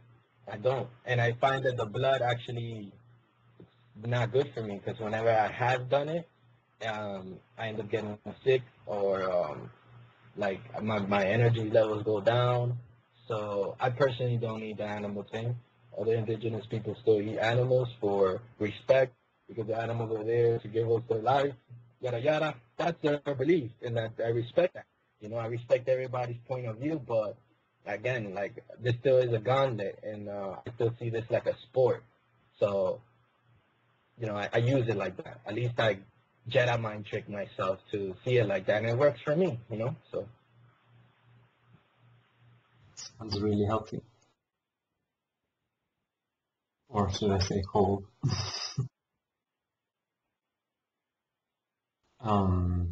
How do you see it like a game? How do you see it like a gauntlet race? Can you go into that some more? Say that again? Like, I'll have these moments where I see it as a gauntlet or a game too, and life will become this fantastic adventure and bliss. Do you think you can go into some methods or some shortcuts or, specific things you've encountered which get you there quicker? Yeah, like get the idea of shortcuts out of your head. That's the first thing. There's no shortcut. And I'm gonna tell you this. This is just from my personal life, and my mom has always told me everything that's worth it in life is hard work. It's worth working hard for it. And at the end, you will reap the benefits, even if at the beginning, in the middle, it seems very harsh, and then you see the other guy breezing through life easy, and he gets it all. But you'll see at the end, he has nothing because he never worked hard for it. While you worked hard for it, you will sustain yourself. You get me? You know how to cook, you can survive anywhere, and you can cook anything. If you know how to build a house, you can build a shelter. Well, the other guy that he always paid for rent, he always got someone to do the real estate for him. No idea. You see, so everything you start to learn hands-on, it's gonna benefit you greatly later, especially now in these days because everyone's really lazy. No one knows nothing to do with their hands. They don't know how to create nothing. They don't know. They're not creative like that. They're lazy. They buy everything, things like that. So just wait till it gets to the time that we're more against nature. We're really hand in hand with nature, and we're gonna see who really knows what and who doesn't. But that's where the ones that do know and they have at least these abilities. I hope they're compassionate enough with their brothers and sisters and then to give them a helping hand, and teach them because it's not their fault and it is their fault. But we're not here to blame anyone. We're just here to heal ourselves and help each other. So, look, I don't tolerate laziness because my mom never tolerated laziness in the house like that. She would never have it. So that's just how I was raised. But I'm still compassionate enough to, put my hand out and help the next person. Like I'm just like that. I've always been like that. I always will ever be like that. I'm very generous. Sometimes it's actually my pitfall, that actually people take advantage of me. But you know what? I leave it on the creator's hands and that's it. I wash my hands like that. At the end of the day, I don't do it for anyone. I do it for myself. Why I help people. And the reason that I try to master things is so I could just be a full-blown man for a woman, meaning I'm all together. I don't need a woman to take care of me. So that if a woman is next to me, then she really doesn't have to cook for me. I cook, clean, wash clothes, all of that. I've done that since I was very young. So, and I do these things so I can learn. If someone knows how to do welding, I watch them. So I can know one day if I have to weld, I'll do it. Tattoos. No one taught me how to do tattoos. I used to go to people and ask for them for help, and they would deny me. And I picked up some machines. I looked at some videos, and I got someone to give me their skin, and that's it. The same thing with everything else that I know. I never really have been taught nothing. I just look at people doing it, and I try it on myself, trial and error. But I do it more not to be the best at everything, because I don't think I'm the best at nothing. I need to be an all around. I need to be very versatile. I have 2 children. I have a brother. They depend on me a lot. And I see it more than ever now. Because of the things that I know, and I see how they don't know it, and they're not gonna learn it. Like they're just not. And some people are just here on playing that role. Like you're just gonna have to do sometimes think for others, do things for others. And I mean, I just found myself in that position. And due to the fact that I'm in that position, I don't let my own mind, my own ego, my own BS get in the way of me pursuing more knowledge, pursuing more techniques, learning more, being an all-around person, because a lot of people are going to depend on me, regardless, whether I put them on my back or not. Like, that's just how it is. Because if you love your family, not gonna see them hurt. You're not gonna see them fall. You're not. Like, wait till that happens, and you'll see that that hero is gonna come out from inside of you. So I just gotta be ready. I gotta know a little bit of everything. I know mechanics. I know how to build a car and put it back down and fix it up. And no one taught me that either. I know how to build computers. And I went to school for that. But it's these things. Like I just be all around. And, it's interesting. It gives you something to do than sitting around watching TV. So, Absolutely. I really want to hear Miriam and Crystal and Kishorn and Melissa and all the wonderful women we have on the talk, and just things balancing out. And thank you so much for sharing, Luis. It's always such a huge amount to get through, and I do just think a lot about what everyone says in these chats as I'm going for my runs and going and doing these different things in my day. It's just great to connect with everyone. It's such a joy. And yeah, you're so right. If you are and you stay in the right place, you're just not gonna let certain things happen. And so everyone knows what they are for themselves, and just stay true to that. And yeah, like I said, I just want to open it up for everyone, and women in particular, as I feel like there is a lot of wisdom certain people have, which can be freely. Oh, where am I posting these talks? Yeah, I'll put a link up.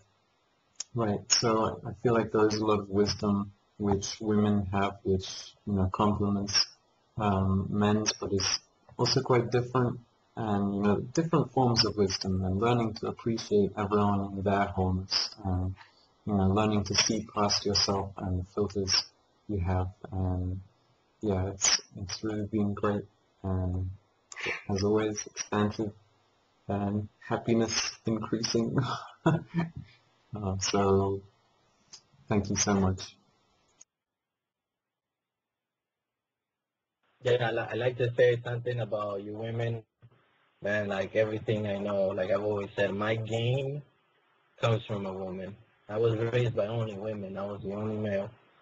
So I have a lot of respect, not only because my women in my life, they've been my men and women, and I also see how they have to juggle with their emotions, because a lot of women are very emotional. It's a very tough thing to deal with. At the same time, they deal with both sides of the hemispheres of the brain. Like they really are they work with them very constantly, more than us males, so they got that challenges, then they got the challenges with daddy's not around, and they have to pick up all the procedures and duties that come with that.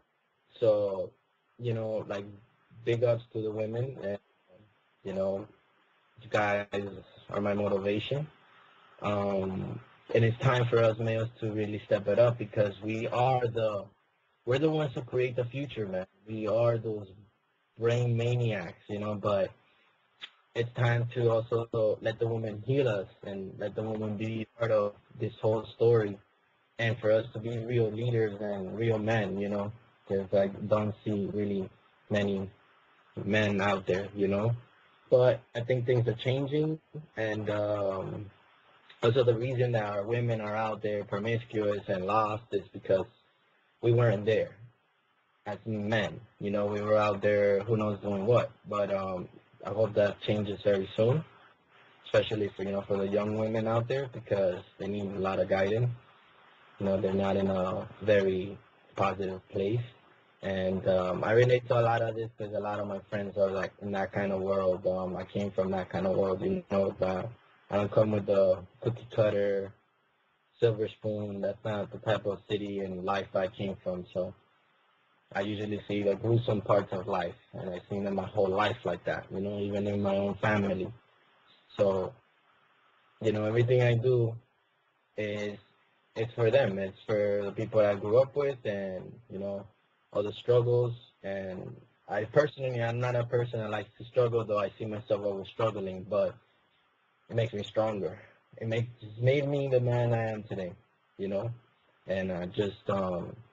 when I was reading something about myself, and like I told you guys the other time, you should definitely pick up this book, and you'll learn a lot about yourself. It's called The Secret Language of Destiny. It's your complete personality guide to finding your life purpose. So again, it's called The Secret Language of Destiny. It's a huge book by a guy named Gary Goldschneider and Hughes Elford. These guys are Masons. But this book is really good so you can understand yourself, and a lot explains that, or at least for myself, that the higher I'm gonna get in my spirituality and my understanding of self is bringing out more of my feminine, meaning like the nurturing side. And like I said, like I'm in my mom's house. I just happen to be here now because I don't really live with her, but I've been living with her for a couple of days.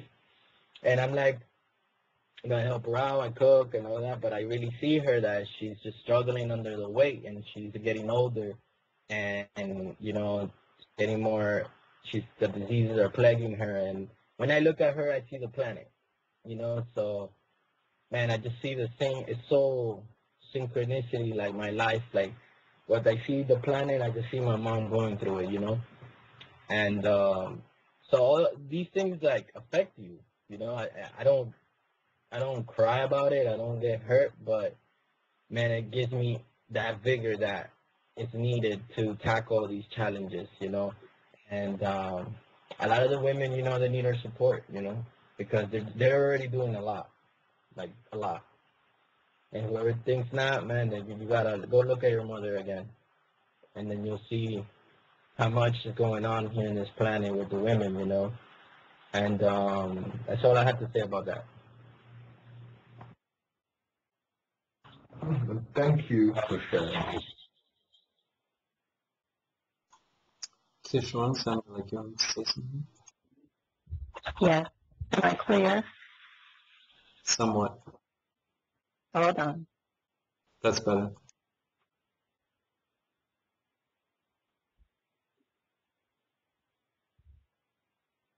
Do you want to try again?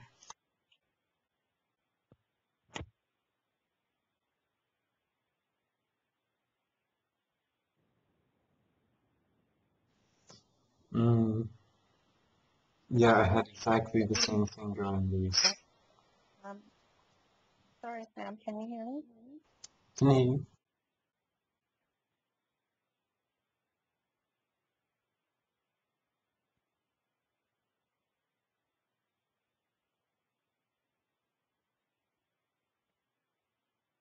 But I can't hear anything now.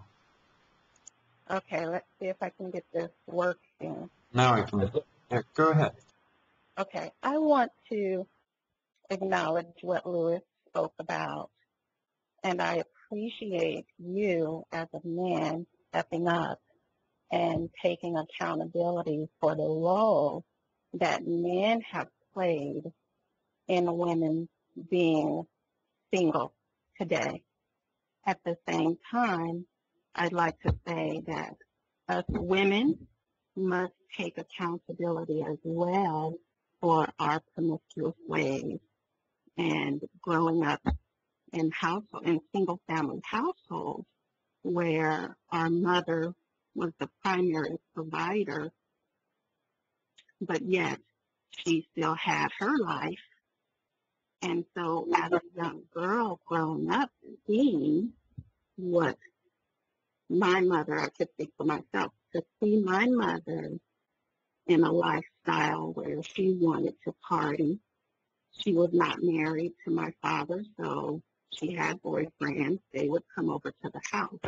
I think it's just the automatic thing that young women see in their mother or other um, role models, aunts or such, sisters.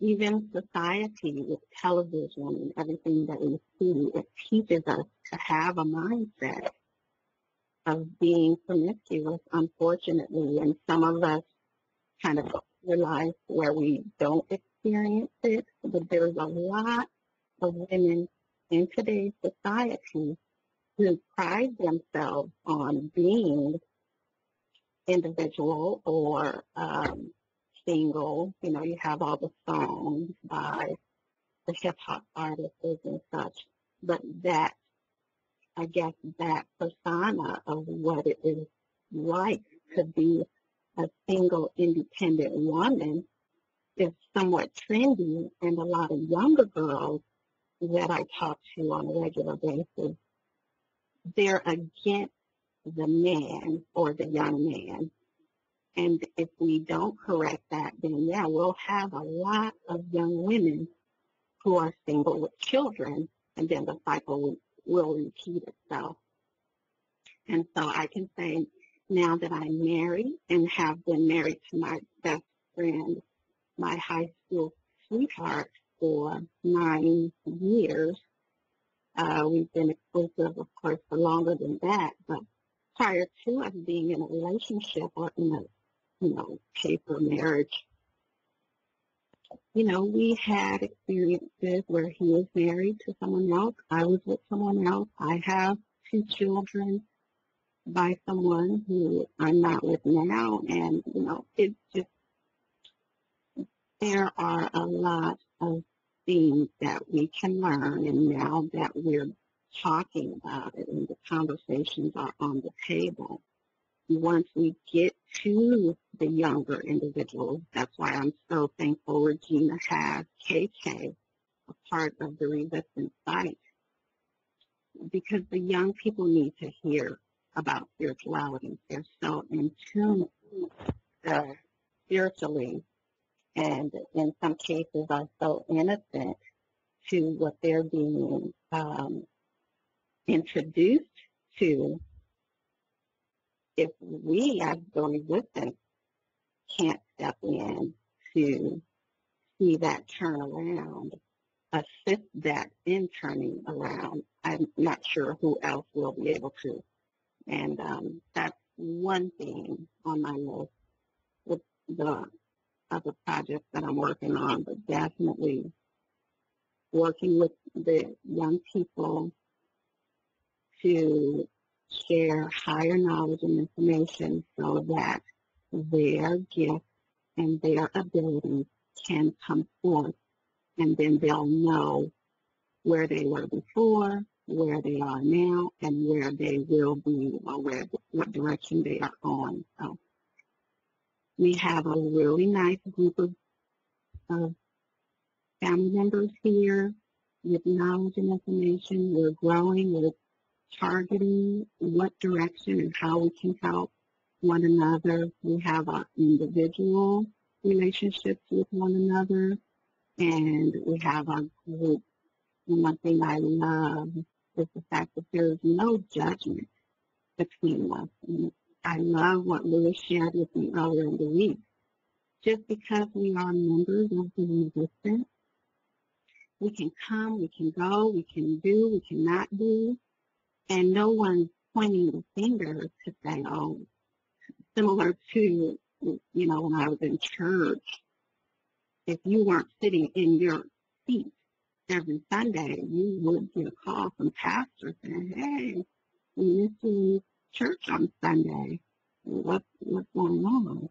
We miss you when you're not here in the group on the site, but we're not going to say, hey, you must have been sinning because you weren't here. And so I just said that to say I'm grateful to be connected with each of you. And if this day is the last day that I hear your voice, do know that I'm doing everything that I can to uphold my commitment as a member and as to myself to make sure that my purpose comes forth and whatever I can do to assist you guys in any way. Know if it's a crystal that you need and you want information about, Skype me, call me, I am letting you know. And of course, we'll figure out exactly what each of us have to contribute to the resistance in this community. So when we need something, we'll know exactly who to go to. So I would make a suggestion. If any of you here today have not gone onto the site and entered your geological location, please do so under the members site. There are 3 links you can click on. The third one is member geolocation, and you'll just go through the prompt to set that up, and then you can hover over and see exactly where you are. But I believe what Yvonne is working to actually accomplish is that we are all operating in our purpose, and that we are a community, and that we don't have to go through the illusion to pay for what it is that we need. And in closing, I just want to say wholeness and balance vibration. Thank you guys again for participating, and I'll close now.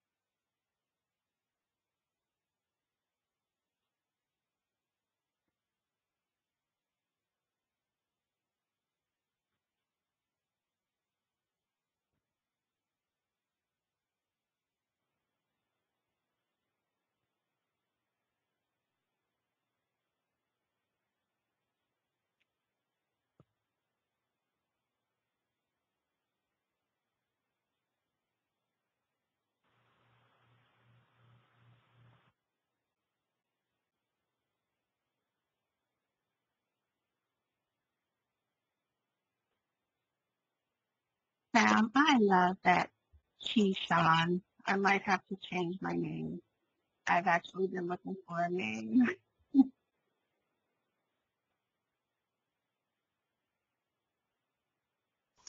Yeah, feel free. I'm just quite silenced by everything everyone has said, and it's great to get more and more into this depth and fullness and inner silence. Just yeah. Luis, when you talk about perpetual energy of your own energy, are you talking about by being within the womb of your own astral energy and feeding on that because you're always putting things into it and yet having enough to actually give out as well? What is the description of being totally sovereign and self-sufficient inside of your astral realization, your memory, full memory? What for you? Because, we tend to actually, or at least I have through my journey, I've been the healer, I've been the helper, I've worked with the elderly, and I've given so much, and the receivership is quite balanced. I worked with women when I was young and motivated that energy. Later on, I had enough of my own energy to motivate, men, strangers, but, I don't know them physically.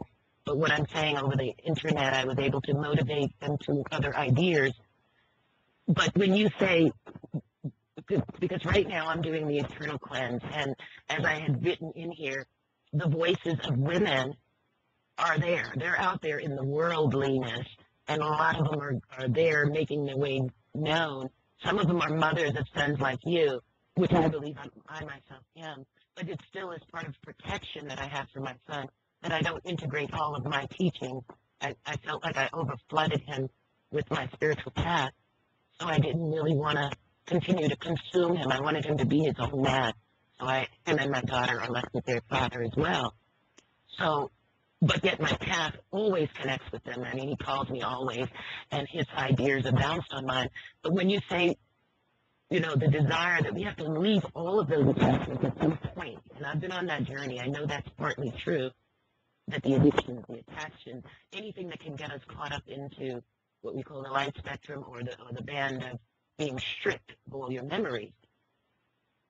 Yet again, I'm pulled down out of the head chakra back into the physical, which I used to leave it alone a lot. I walk away from the physical, and it can take a toll on you when you're all mental. But now I'm coming back into the physical again. I'm trying to do what you say. Yeah, get physical. I never invented or was not on the creator list of creating no pain, no gain. That's just not my forte. I do not really accept that statement because I like some things with ease. I truly have to tell you that. Even though I know this is a world of no pain, no gain. I even hired a personal trainer once and told him, please don't say that ever to me. Let's just talk about, yes, you're going to gain without the pain. Yes, you're going to gain without the pain.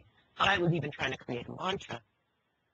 So when I hear you and Sam and Denz and Mark, and I don't know your ages, but I do know you had mothers, and I do hear in all of you, that something that you attached on of that appreciation is with you.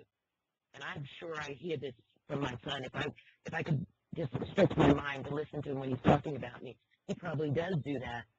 So we're actually at a future meeting. I think this is why I talk like that. I met you now as I'm here in the future now, and you sound good to me. You sound like I did something okay in my life. And like Krishan, if I go back to my aunts and my mothers and all the things that I learned or they tried to teach me, I had to walk away from a lot of that. A lot of them were abused women, totally abused, accepting it, and I just couldn't find that as a part of my way of life. I don't like abuse to the highest order. And I'm very feminine, but yet the strength of male came up in me because I just don't like it. I'm almost a savior to those, and I had to even get out of that, where I wasn't trapped in saving people that were just having the experiences they needed on those realms. So could you tell me what you mean on that highest order of what you can express right now of self-perpetuating energy and feeding on your own energetic band? I don't mean to give you only a question. I just mean to put it there because you said it and it sounds like a key to me. Okay.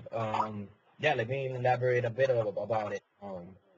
Well, let's just start like things that I tend to be aware of and I tend to do for myself, and then I watch myself as the days go by on how I affect people and all of that using that energy. First of all, I like to start with this with all males. You cannot spill your semen. This is the most key component to this whole thing that we're just about to get into the topic. For women need to start to stimulate their brain and have an orgasm without having to be even touched. Mantak Chai, again, master at this. The Taoists, they're masters at this. Look, if you really want to get to the highest level, it's easy. Alchemy, yoga, and Taoism. Okay? With those three systems, you can go very far. Then you can venture off if you want shamanism or other things. Whatever you want to do, fine. But these three things, they're so key components to your growth. Like, it's all about breathing properly. It's about stretching and moving the energy physically because it gets stuck in your joints. It gets stuck in different parts of your body and different other chakras that are not fully been exercised or haven't been used for a while. We all have different systems, especially the lymphatic drainage. For women, you guys got to have lymphatic drainage. Either go find a local place where they do lymphatic drainage, which is a machine that pushes frequency through sound, through your lymphatic drain system, and it drains you out of all the toxins. And then what happens is that your body will actually start to flow with the energy. The energy will start to move up and down or cycle, These are very key components to where I'm about to get into. If you haven't done this, see how you can do this. Another way that you can move the lymphatic system, jumping jacks, but try not to do too many, because you don't want to hurt your knees, or a trampoline.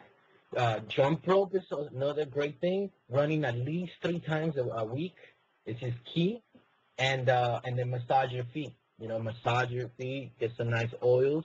When you're there watching TV or on the computer, just chatting with someone or on the couch, pick up your feet, massage them, with your hands. This stuff is important, like as a male too, you exercise your feminine by doing this to yourself,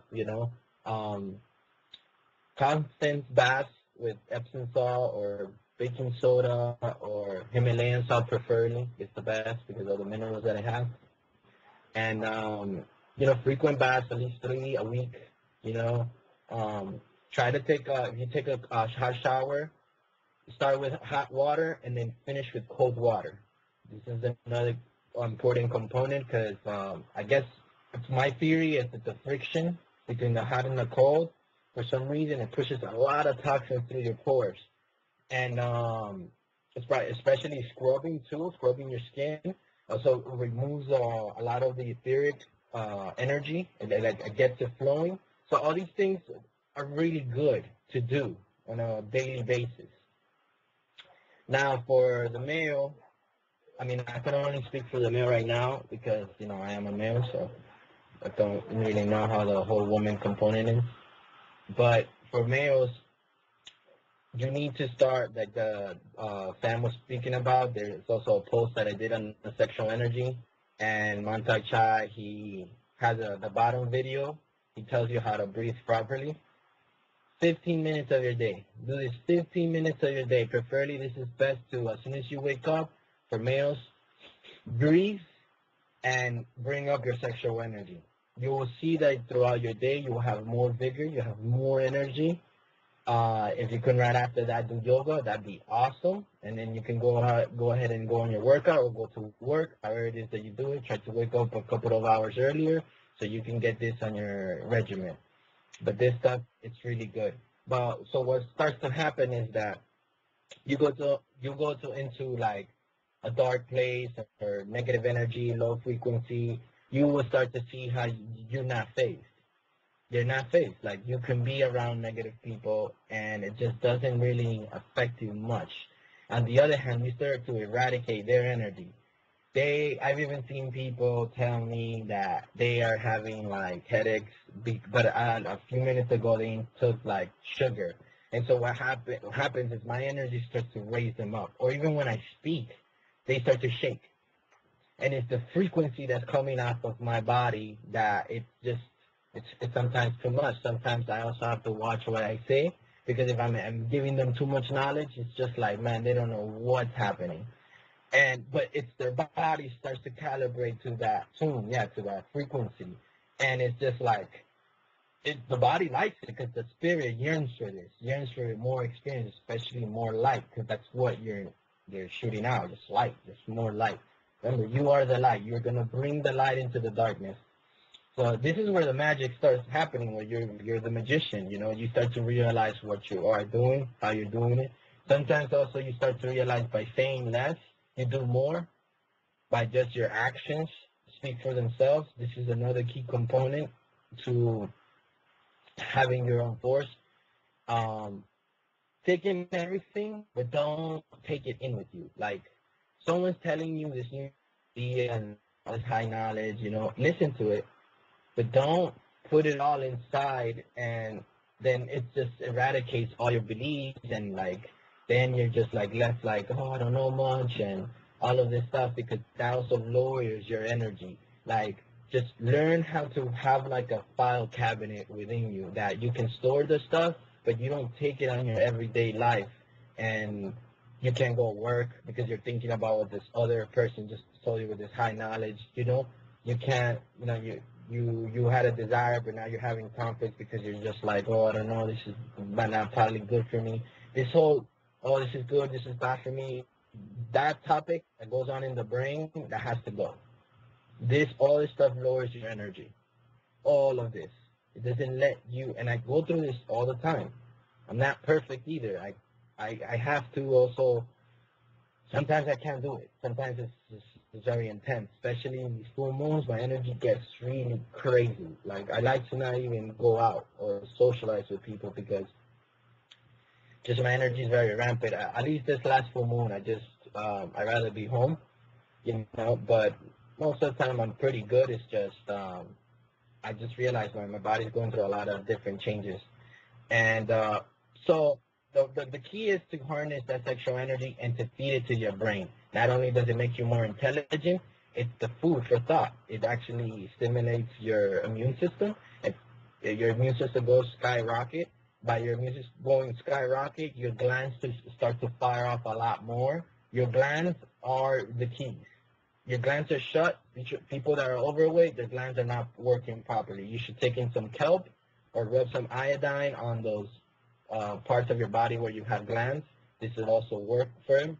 Exercise, sweating a lot. You can get into a sauna, which is very key. So these are very key things to get your energy to a point that when you go out, then you radiate. You radiate. You become more attractive. You also have to be on top of yourself, being clean and, wanting to take care of yourself. I mean, just for the sake of self, not really for people or to impress anyone. But you'll see that all you will be doing is attracting more and more and more. But then you gotta get ready because they're gonna be coming for your work. Meaning the creator's gonna start sending you people. And I give you this though, don't engage anyone unless they engage you. This is how you'll also protect yourself. Because sometimes we know certain things and we want to say them because we know all this knowledge, but that's how we would leave from our circle of protection. Our circle of protection is the sphere that we all carry, and the minute you go into somewhere else, that just because your ego is trying to give you this idea that go and speak to these people because you can talk to them, they're talking nonsense right now, you can fix that, don't do it. If those people did not approach you, do not go over there. You only speak when someone's speaking to you or someone comes to you and asks you something. Other than that, don't waste your time. You're just going to get drained. There's vampires everywhere. So It's all really these key components, just be aware of them and practice them on a daily basis. Don't go crazy with it, but, try them more and more and start to apply more into your regimen. And as you go, just watch yourself. Just watch yourself and watch how people react to you, and then you're going to start to see the difference. All you need to do is observe. Say less, do more with action. Say less with words and do more with action, and you're going to see the changes, and then you'll have time to speak. But when people engage you, and also you will protect yourself. You have a circle of protection from the spirits and guides that protect you, and you have a protection from your sphere, because the more you create bliss and you implode, the more you raise this vibration, your sphere becomes like thick of protection, like it's impenetrable, like you can't touch you. You're like untouchable, really, like you are. Like you will see that if something bad's gonna happen, it will happen around you, but nothing will ever happen to you. Man, I've been in accidents that I have no idea how I'm not dead. And I know there's another thing that's just out there protecting me. There's something around me is always protecting me. It always has. Even when I've actually been hurt, I've only been hurt enough so I can learn the lesson, but not to a level that it is like, taking my life or I've lost a limb, nothing like that, So, like I said, sexual energy is very good. If you have a partner, this is something you would actually want to talk to your partner about. Read the books together. For males, the more you harness your semen, you would actually have more orgasms than just one when you spit it. So all these things have a plus. People that have relationships don't feel like you gotta stop having a relationship with your partner. On the other hand, Mantak Chai talks about it, embrace it, but don't look at it so much from a quick fix. Maybe for a male, he should spend some time massaging his woman before he even engages her like that. Take care of her, soften her up. Maybe put some candles, some nice music. All these things are very good. For both of you, because the female activates the male, but the male is the one that has to raise his vibration and raise hers. He raises his vibration by raising her sexual orgasm. The more he takes it to a peak, the more he rises. So that's the key. And that's the key, especially in relationships. Talk it all out. Fix your problems immediately. Don't take them into the next day. Because, look, you can say, oh, this guy's not for me. You're going to take that problem to the next relationship. And then the next one. And then the next one. And then the next one. So fix it. Maybe that guy, at the end, 3 months from now, you guys are not together, but at least you fixed it. And then the next relationship, you'll do a lot better. But if you don't fix your issues right there and then, I promise you, they're going to rise up again with a different mask to trick you to thinking it's different, but it's the same issue again. It's always going to be the same issue unless you solve it. You have to solve it. Solve it with compassion, with understanding, and try to meet everyone middle ground. You don't have to completely change for no one. I believe you shouldn't change for anyone. You should change for yourself. Don't change for anyone. Don't sacrifice yourself for the next person because you love them, and then You'll see when they're not there, you feel. From what about if a girl tells you, okay, look, I don't want you to draw, I want you to work this cafeteria with me, but your passion is drawing. So the moment that you left her, you left your passion to feed her, and then you're left with nothing. You lost her and you lost your passion.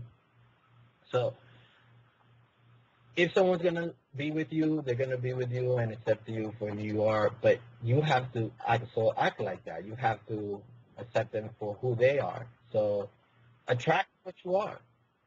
You want to be great, you attract great things. You get me? You want to be healthy and fit, attractive. You will attract that. But take care of yourself first like that. You gotta look at your woman like that. When you look at the mirror, you're seeing a girl per male. For a woman, you look at the mirror, you're seeing your man. You have to love yourself like that. You gotta love the man inside you. For women, for men, you gotta love the women in you like that. And then you'll see you'll love a physical woman like that. You get me? And you don't need to raise your sexual energy with a partner. You can do it by yourself, tantric. We're all adults here, males. You can use the tactics that are there. You already know. You got this far alone. So all you have to do is raise it and breathe.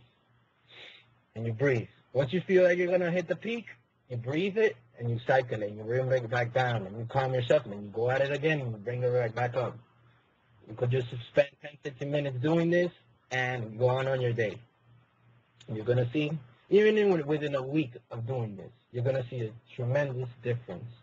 And for males, if you end up spilling it, don't feel bad. Just try it again. You know what I mean? And just keep it going. Don't.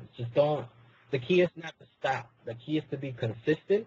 The key is to be kind to yourself. Don't overstress yourself about this. It's not something to learn it from one day to another. It's just a life-going thing. You're changing your life to be like this, to live like this. So don't expect to change right now. That's why you let go of the ideas of something quick. More look at it like this is your new life.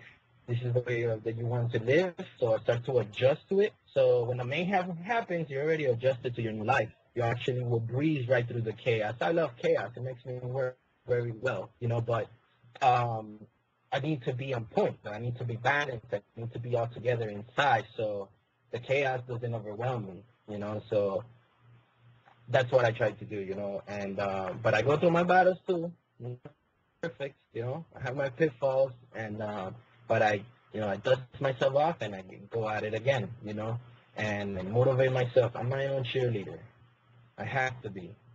I have to tell myself, come on, Louis, let's go. Enough is enough. You've been lazy. Let's get up. We got to do this. We got to do this and that. We got to tackle this. We got to do this. But it's hard. But it's fun that it gets easier once it starts to become fun. When you stop looking at it like, I have to do this. More like, I want to do this. Feel good doing this. Like when you're doing don't bring in your bills and your job and the time and the person you have to see 3 hours from now. Don't bring that to yoga. Be clear, be inside yoga. If you're drawing, then be in your drawing. Don't be in your drawing and thinking about the last book you read and in the audio that is playing. Like myself, like I need music. I like to read with music. I put music in my ears, but I don't really listen to the music. I'm so into the book, I can hear my words even more. The more I read, I can hear my words really loud in my head. But that works for me, though. Some people, man, that's disturbing. Having music, they deserve to be. They like it to be quiet.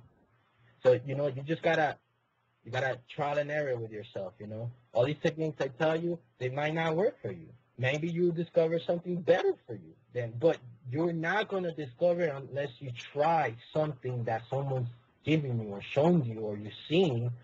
Give it a try.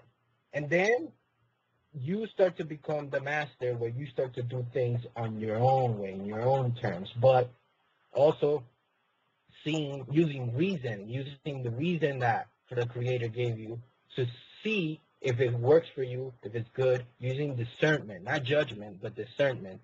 Yes, this is better for myself. Like, for example, I think my body right now is craving animal. Like, it needs it. I'm getting a very strong feeling. But I see that I am more cleaner and I do something better for myself and for my animals friends and not eating it. I just need to get a little bit more wiser into adjusting my body to something else. So I just got to go back into the internet, to the drawing board, figure out what else I can do for my body so I can finish grounding myself a lot better because my energy is getting so intense that it's getting sometimes a little hard to even just be. But I'm not going to eat the animal. I just refuse to, so I'll figure it out. So it's like that, and I think that's it. Yeah, I should not be talking more. That was a great and so expressive, and I want a tape of this because it's a self-repeating in my head.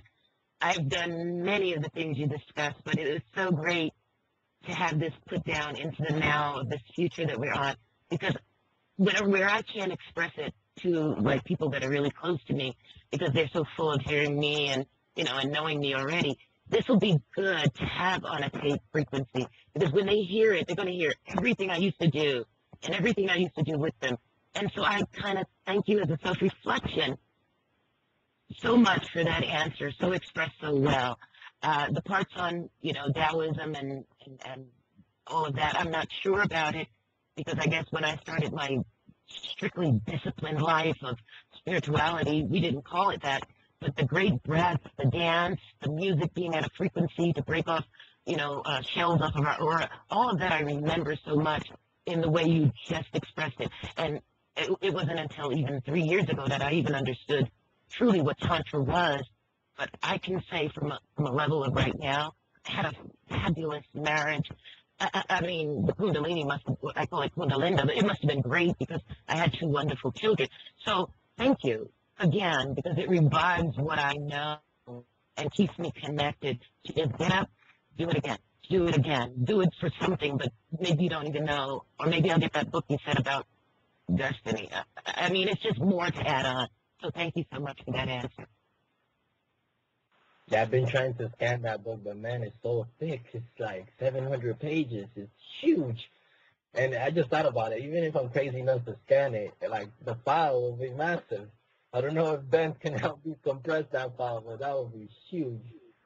That's cool though. But I'd like to assist in that area. I'm pretty good now with, getting audios and things. So anybody that can send me anything, and I don't know how to upload it, but I'm really good at getting this stuff in audio because my elder people were not having a good connect with reading or the eyesight reading. So I did kind of mention that to Sevon early on. And now I'm pretty good at it because I can read it and listen to it. And it gives me 2 different vibrations. And a lot of the brothers that I was working with, it was very difficult because they come in with a minor dyslexia where they don't want to read this left to right reading. They rather think more right to left. So I had to start dealing with them on that level. So anything that I can assist with on my small bandwidth, I'm that little bluebird hanging out on no Wi-Fi. But if I can assist you in that type of way, let me know because I do want to put out some more energy to assist this resistance and wholeness. Thanks again. That was a great answer.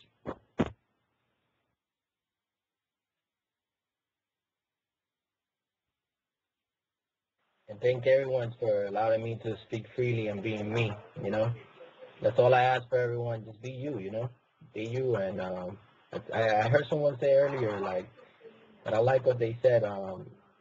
It's just letting everyone be themselves. And even if they make a mistake, let them make the mistake. And then and just be there and listen to them and support them and let them learn, Let them learn on their own. Help them whenever you can, but also learn not to put in your 2 cents. Learn how not to put in your 2 cents so they can bring out those 2 cents from within themselves. This is how you create great leaders and great masters. You gotta give them the chance to become their own master, and if they want, they will seek you out for a question. And then you give your best answer. You're not gonna give them the answer.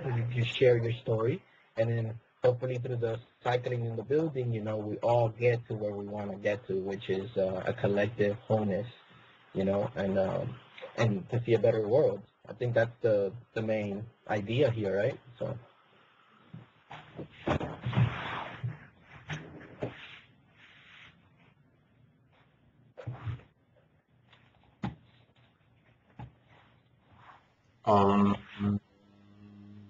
Yeah, definitely. to see a better world and to be happy in it, to be comfortable in it, and get over this kind of feeling of, oh, it's too good for me. So, it's just so expansive. I'm like, where am I? But I want to open the mic up for people to say their last 2 cents, however many cents. And yeah, it's true. I mean, just look at the chat. It's just flowing. I think you have no idea how much you're sharing and giving to people, or maybe you do have some idea, but it just carries on forever, man. It's just wonderful, and thanks for being you. Because for you, there you are is great, and no one has anything to worry about if they're really the you that they are. So, thanks.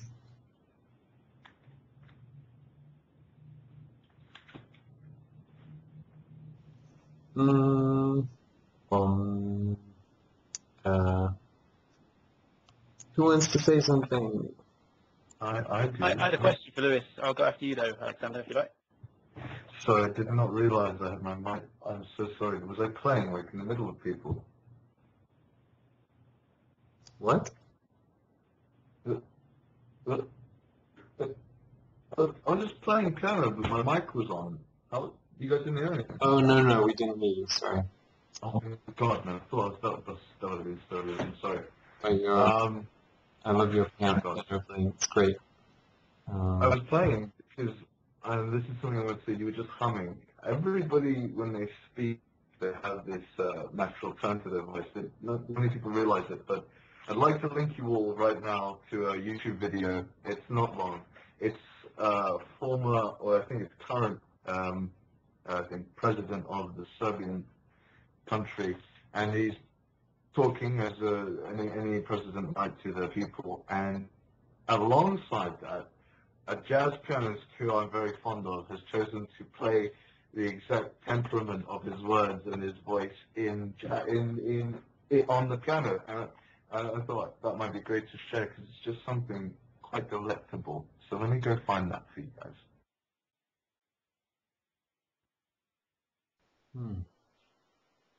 Yeah, it is true. We should be aware of the instruments we're playing, and of course the body is an instrument, and let's just be aware of how we're playing it. Yeah, I was just listening to Seven saying the same thing today, and we are all making sense together. Sense is, five-sided thing, or, endless amounts of sides and spheres. So, yeah, what Seven said was basically that once you find your tone, once you find your inner music, you should learn to play all instruments and play it on all of them, because you can. Don't let disbelief hold you back. Just believe it. Just really, really find the resolve and the hope. And, even if you can't believe in anything else outside, believe in something inside, and you can filter it all through your heart, through your body systems. Just like Luis was saying, do the alchemy. Just, yoga, tantra, Taoism, alchemy, they're all really one. It's all about energy. Just cycle it up and down, and keep it going. Raise your frequency and be unlimited. So, yeah. I'd like to post it now, if that's okay though. Cacao is really great for the body, Luis. That's interesting. When I was, like, a couple of years ago, I ate some raw cacao with, I think it was a wholesome meal.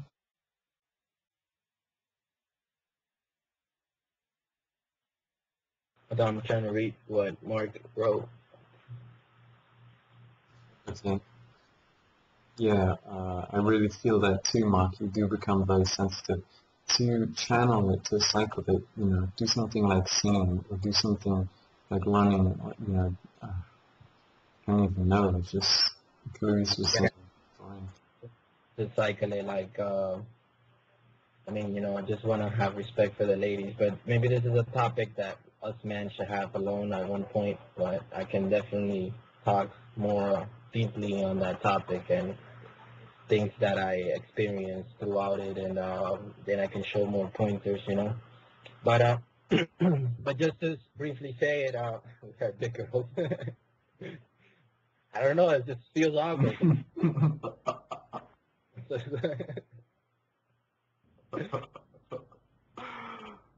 Go on, I know you guys will. Right, say it. Okay, so, all right, let's do it. Who cares?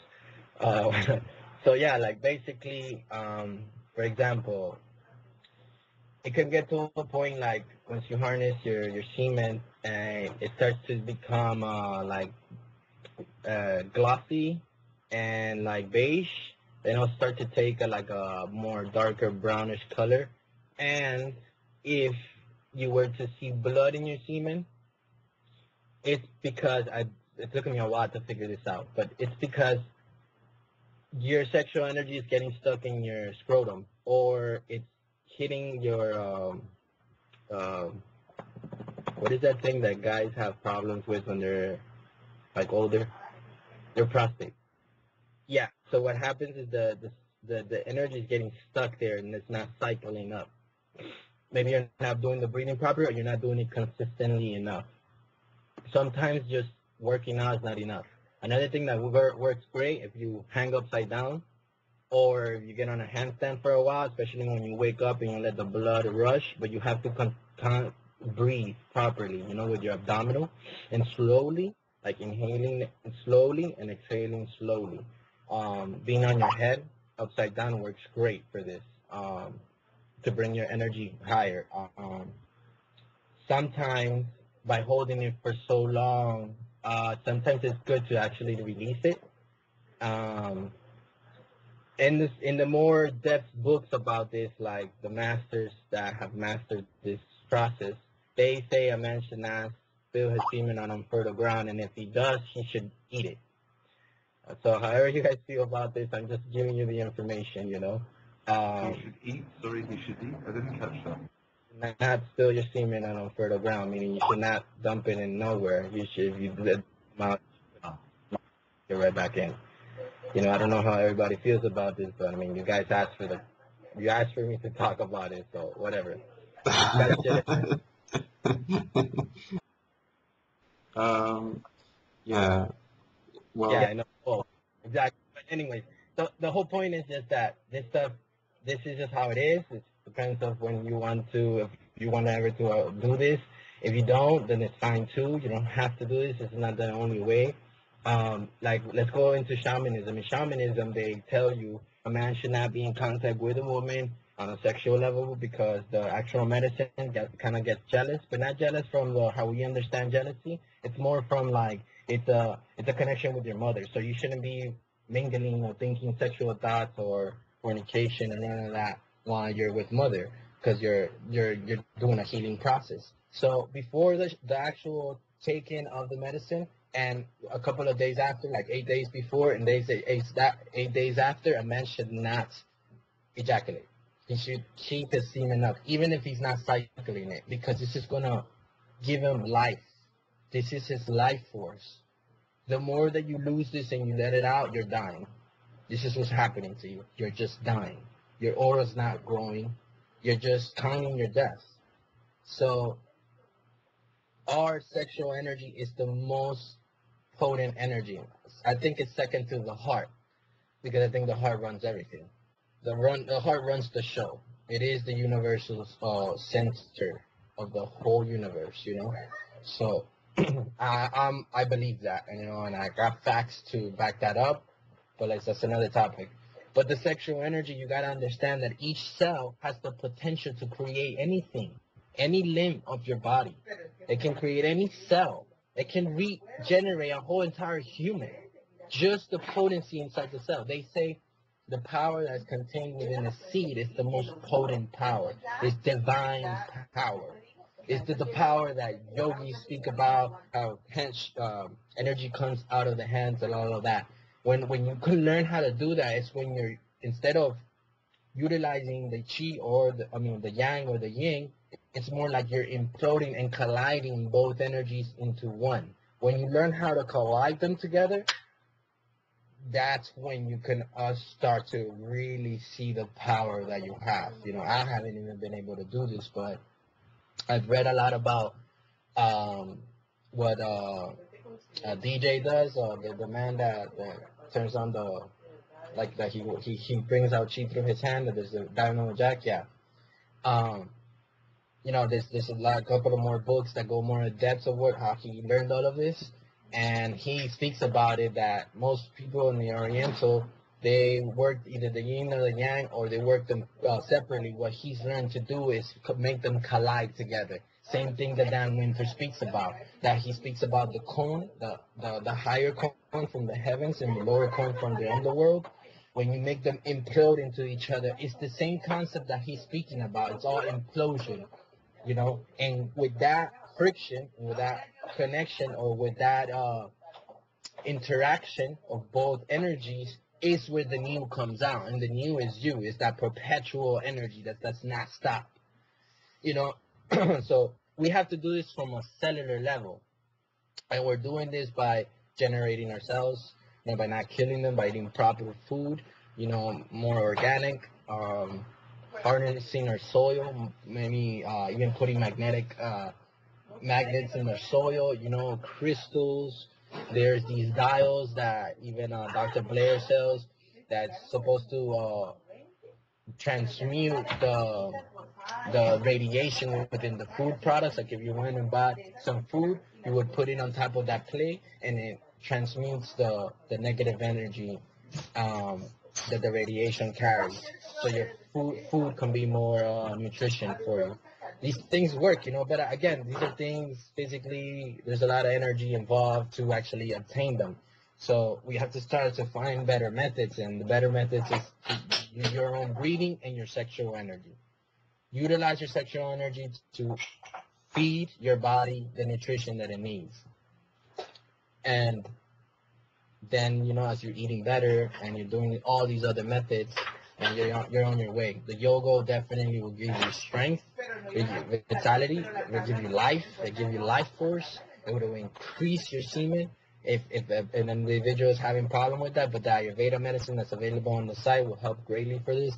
I do advise that if you do use this type of medicine, don't go crazy like I have. Like I've done them all at the same time, and I'm a little crazy. Like at the beginning, I was just like thinking that all this stuff is just gonna make me ascend. Who knows what I was thinking? But the whole point is that you don't need to go approach it like that. You could take it one step at a time, and it's better because you actually will study your body a lot better. I'm pretty sure you guys are gonna be way better at this than I have. I kind of like learned it forcefully because I forced myself to it. But if you take your time and you study it, and you start to listen to your body and then watch your body, I'm sure you guys are going to come up with better explanation than I'm doing right now.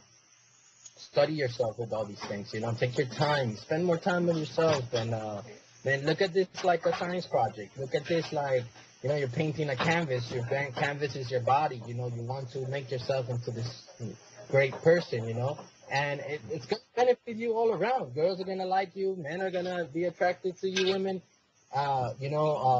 Your family's gonna like completely listen to you more.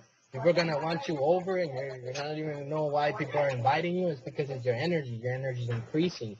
You're becoming more wholesome, and you're nurturing to everyone. Because everywhere you go, you're eradicating negative energy. You're just transmuting it. Whether you know this or not, you are. That's what you're doing. That's why once you're perpetual, there's nothing that can touch you. That's what Dan Winter's explaining. Bliss.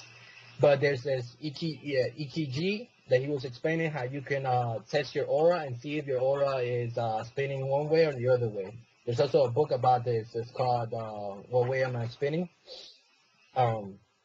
Which I haven't yet to read, but I can glance through it.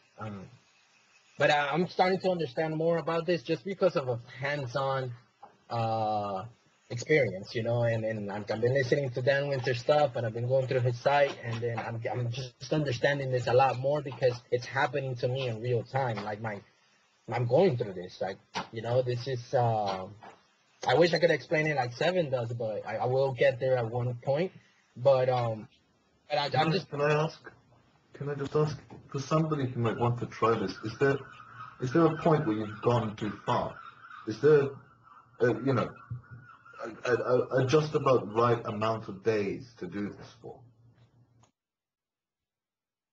I don't think there's no such thing as too far. I mean, our body is very resilient. Body can go through hell and back and still survive. So it depends. Again, it's your perspective of what you're wanting to do. Like I said, no one needs to do this. I don't believe that this is the only way. I'm just sharing what's worked for me. I also started, brand new, like a baby in the resistance, not knowing much, just to learning a great deal of knowledge, and that's helped me. That's really, really helped me. So I'm just kind of like the guinea pig, and I'm bringing back the results. That's basically it. So what is too much? I don't know. I don't believe there's no such thing. It's whatever you do with how you do with it. Just pace yourself. You don't gotta be crazy with all of this stuff. No, of course. It's important. Just a second, guys. Yeah. I for fun with it and kind of go at it like from that kind of point of view. Like enjoy it. Don't feel like this is a job. More like have fun with it. James asked a good question. Can you take wrong turns on the journey as well? Can you take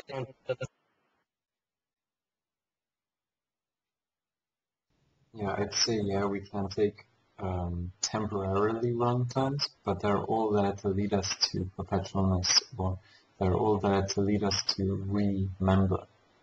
And, don't regret something forever. If you have that regret and you're constantly thinking about one thing or another, then it's to remind you and to look at it from a different angle. Yeah, exactly. Remember, to become a member again. And mem is in water. To flow again. I had a question, Louis, about when you were saying sometimes your body, listen to your body, it knows where to go. And I noticed how sometimes there's certain things that I can be resistant of because it hasn't been validated and it doesn't have clarification. Like my body or mind will be telling me to do one thing, but because it's taboo or because I don't have validation or someone didn't tell me it was okay, I won't like dive into it and just go with the flow. And one of those things is the topic we're on. I like to savor things. I really like if I have cookies or something sweet, or anyway, when I used to eat that stuff, I would hide it under the bed, and not so I could gorge on it and keep it all to myself, but so that I would have some when my family ate all of it. And if I got a small container of ice cream, like a little half pint, it would take me 3 weeks to eat it because I will take one spoon and one spoon. And likewise, I feel the same way with the sexual energy. I like to build it up so there can be a big explosion, like a grand finale, like Fantasia. And I find that it's not as easy for my husband to wait for that moment. So you end up with the pulling and tugging there too, because you're on two different places waiting for that. And so to sum it up, when it comes to pleasing self, and I have that same built up kind of energy where I like to savor,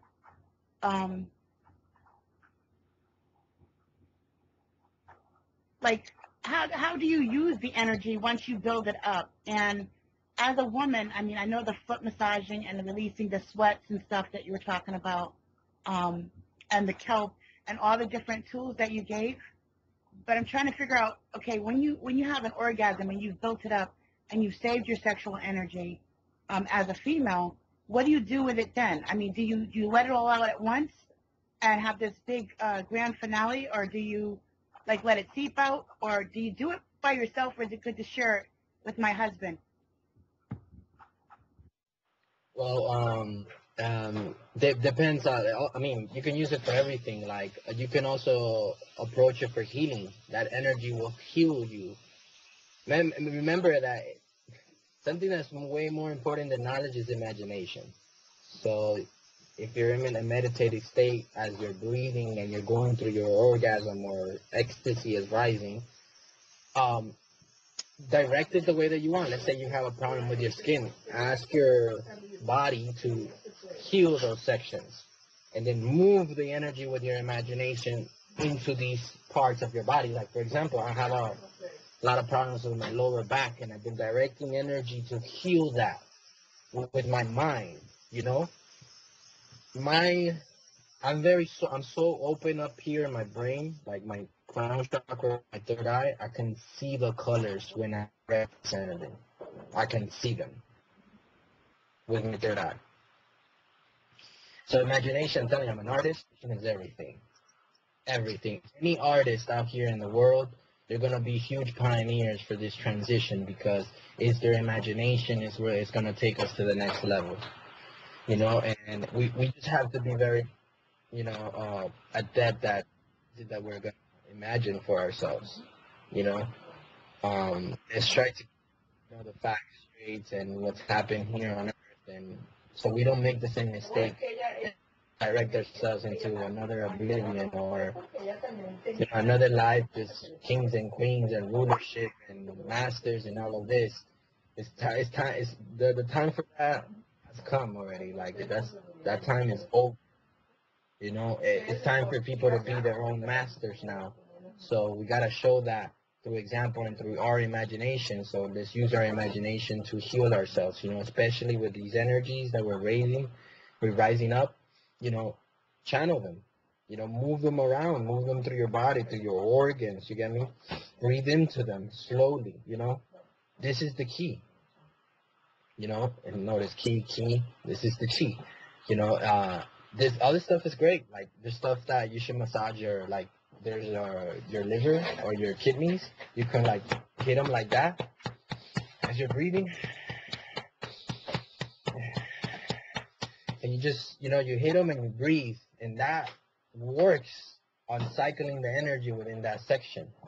You know, so now if you're with your partner, the key is that your partner has to be kind of on the same page, because I've done it with a person that they're not on the same page, and I end up losing a lot of energy and not only showing them, but I get caught up on the whole physical thing, and it doesn't get to the peak that it has to get to, you know. So using this with a partner, then you and your partner should be on the same page, and you both should be breathing at the same time. Like your breath, if you're doing it properly, your breath will sink without you guys even noticing. So, and it's fun. This is a very good thing to do with a partner. I think with a partner you would actually see more benefits. But again, it's just your partner has to be on the same page, you know. But definitely read that Montauk Chai book. Somebody can help me. I think it's called. I forgot, but there's a few of them. But there's this one in specific that shows you how to do this with your partner. They're on the site.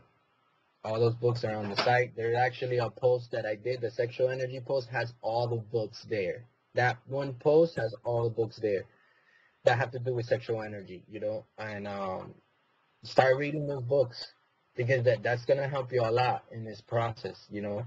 That you don't need much things. It's all you and your body. That's it. You and your body and breathing properly. The other things, you get them gradually, like the superfoods and, you know, eating better. And make sure you're taking a lot of water. Water is very important when you're doing this type of work, because water is very healing and it's cooling, you know, and you're going to build a lot of chi, and it's going to burn up, you know, a lot of faculties. So you want to kind of cool it down with water. So just be drinking. Everyone should be drinking at least a gallon a day. That's how much water everyone should be drinking. I used to drink like that, but I don't drink that much water anymore. But I used to. Yes, that's the book.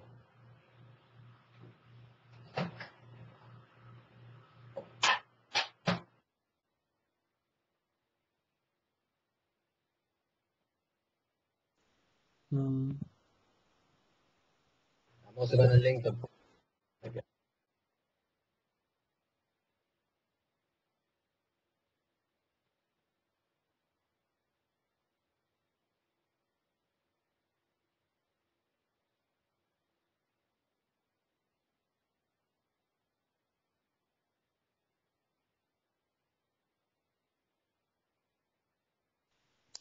If you're talking, I can't hear you anymore.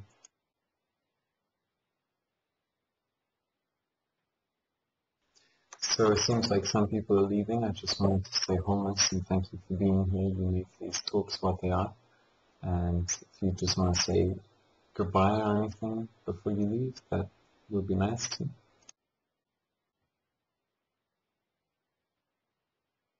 Should I say later?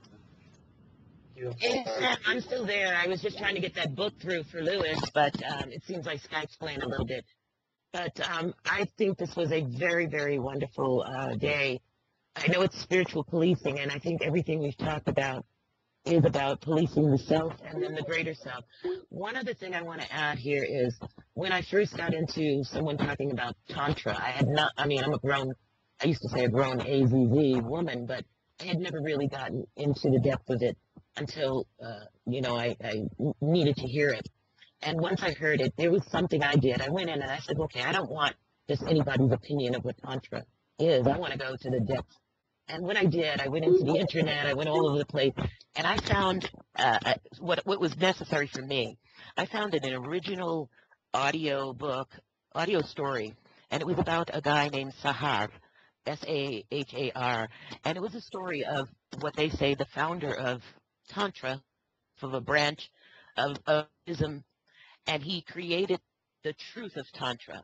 I really enjoyed that, and when I find it, because I tried uploading it once to the Resistance, because I thought it was just a pure way of looking at someone that is attributed to creating Tantra, and then the poems of Sahar, the things that went with it, it really did a lot for me. So maybe as a basis, I like to link it in here or put it on my page so someone can see that if you go to the essence first, and then you build on your own self-knowledge, you may come up with something even more beautiful for the whole experience of Tantra that is more a combination of Western and Eastern, and it'll be just the potential that you're going to place into it now as your own imagination experience explores it. I just went to that route, and it helped me. Not that I've gotten to the practice of it with couples or any of that stuff there. I just knew that I wanted to understand it on the most deepest, purest level. And that was my question, and that's how I found the information. So again, if this room is open, I'll try to upload it there once I find it on my hard drive. So I just wanted to add that. Yeah, I just want to add that there's 3 levels of Tantra. There's white Tantra, red, and black. Black being the more dark side, magical, tends to be a negative thing because it can trap people. Like these guys that are masters at this, they tend to have like thousands of women, and they kind of like worship the guy, and like that's the stuff that I don't even touch. Like I don't mess with that stuff. White, it's more like the one that there's no sexual intercourse. It's just working with the subtle energies, and because you can make a woman orgasm without having to physically touch her. Get me? This is kind of like what you want to get to as a male. I mean, this is my goal to get to. Like that's out of hand. Like really. But that's more on the white tantra. And then the red is the one that it has union, but without the black magic stuff and all of that.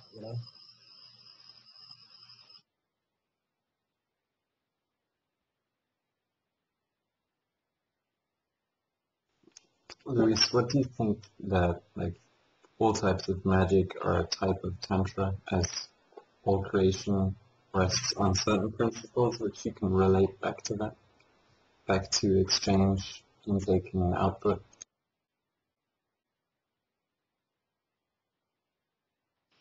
Can you like elaborate a little bit, like so I can understand the question better, please? Yeah, so I was thinking like white, red, and black is great, but I've come across people who would say, well, that's too simple, and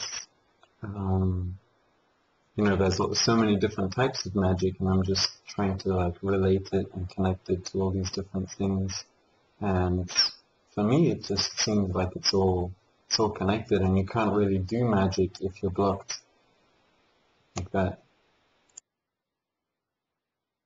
Does that make sense? Like in chaos magic, for instance, you have you have the 8-sided star and all the different colors of the rainbow. And it sounds a lot more ominous than it is. I really don't know a lot about it, except for it's trying to create some kind of order out of the chaos which is around you. I guess, yeah. I'm not too into other people's systems, really. Yeah, like, I just like to add, like, for example, a quick description so everybody can understand what magic. Magic is magic, but magic works like this. If you're not careful what you're doing, especially like if you're some kind of leader at something, like you're like the pack leader. Like I'm gonna use an example. Some shamans, you'd be surprised with big names. The people love them. They say, oh, they're great people, but they sleep with a lot of women. That this is not bad. I want you people to get this out of your head, like if it's a bad thing, but that's how easy you can fall into the dark side of things, of the magic. You don't even notice, because what happens is that like a lot of people go into these places, into these systems vulnerable. They're looking for healing, they're looking for help. The last thing that a woman needs is a man to come in and start to seduce her, and then she doesn't really understand your power and the things that you can do, and then she's caught up in it, and all of this because she's feeling great because the energy's moving in her. And like I've seen them, I've been in circle and these women are touching themselves, and even men, like even myself, I can feel the ecstasy running through my body. But you gotta be centered, you gotta be balanced, and you gotta understand that you're sharing a space with a bunch of people, and you also you're an influence to others.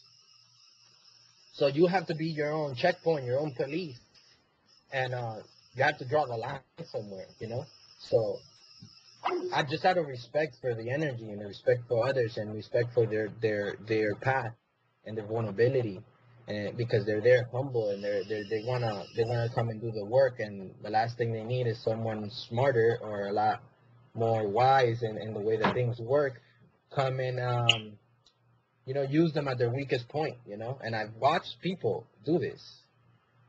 Even myself, when I was younger, I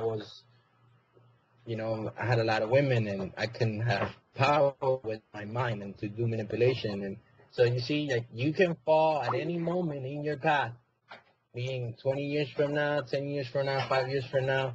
Don't think that you're anything special.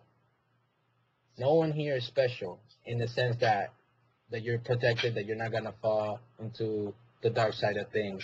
Sometimes you need to fall into the dark side of things so you can see it for yourself and not judge others that are in it, So, Yeah, works definitely. like No one is an exception to the universal laws, and if you do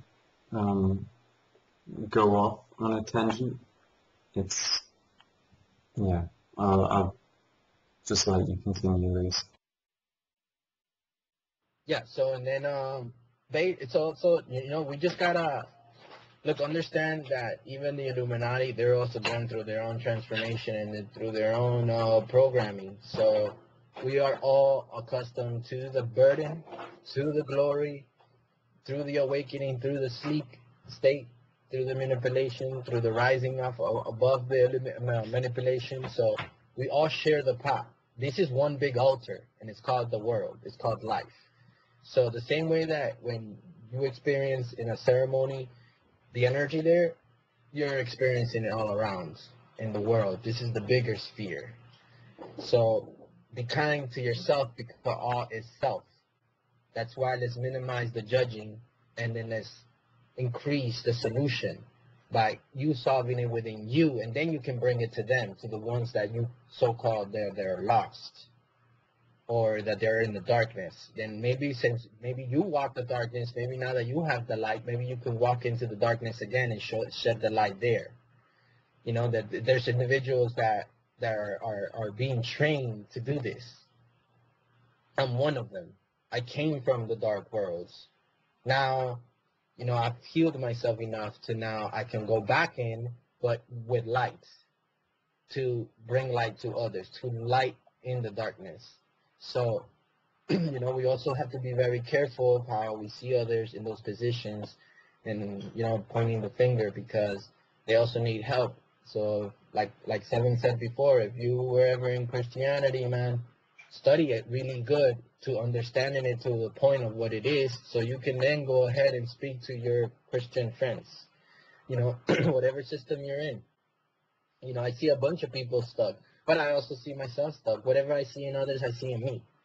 Whatever you have to say about the next person, something truly deep, deep, deep down inside that you see in yourself that you still haven't probably even faced. So, and I'm telling you, man, like in these ceremonies, that's what you face. You face your lightest, highest high and your lowest, darkest low. So, you're going to experience all of you. And then you're going to realize we're all sick. Every single person's sick. That's why we're here now. We're here to understand.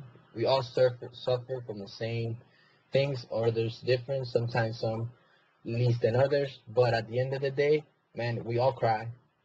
We all go hungry. We all get cold. So there's not much different about none of us. So let's first start to understand ourselves and learn how to heal ourselves so we can go ahead and do something for others. But dedicate more time to you. You do more for others by doing you right now than you right now trying to help people, but you're still broken. So just keep that in mind when we're dealing with magic and all of this. Magic is great. Magic and science should be one and together. You know, just like health and chemistry should be one in health and one together, because chemistry is health. You know, morgamy, it's also alchemy. You know, when are we going to start to realize and meshing all these systems together and get the best of the best out of it? You know, what resonates to it for our highest potential. And then leave the rest. Leave the rest of the stuff that doesn't need it. It's needed anymore. The stuff that you pee, the stuff that you shit. That's the stuff that your body doesn't need. The same way, let's cleanse the system within our collective consciousness. Let's weed out and detoxify the stuff we don't need anymore within magic. We don't need anymore within alchemy. We don't need anymore within this and that. Let's weed it out. But we can't understand it until we start weeding it out of ourselves. As we go into these systems, into these different colleges and schools.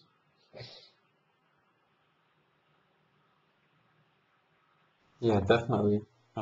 Just thinking of this one thing I learned. It was a pretty uncontaminated book on alchemy. It just said you won't transmute anything unless you first transmuted yourself. And I just have so much gratitude to give to you, Luis, for saying everything you're saying and being an example. I mean, I can just tell by the way you speak, you know, just that you're really living everything you say. And yeah, it's all resonating, it's all vibing, it's all making me happy and motivated, and it's just great to be on this talk. So I don't know how much longer people can stay. It is 9:48, and I think the recording's been running for like 3 hours and 11 minutes or so. So just want to give everyone an opportunity to say something. They feel like they really want to share and have to share and express gratitude if they feel like it. And, you know, right now I just feel very honored to be in this place and have you all as, you know, friends and extended family. And it's, it's really, just becoming more and more aware of how real everything is and what a pleasure it is to be here and what I can actually do, and that, these things which I'm like, oh my God, that's so sacred, that's so divine, that's so, you have to keep it secret and to yourself. that you can actually bring that into the world is just wonderful. You know, I just smile so much inwardly at all the opportunities and all the things that can be done. Like I'm just on a continuous roller coaster, and you know, not in the sense of going low, but in the sense of going deep. And yeah, maybe I should laugh more, but yeah, in the sense of going deep and high. So thanks.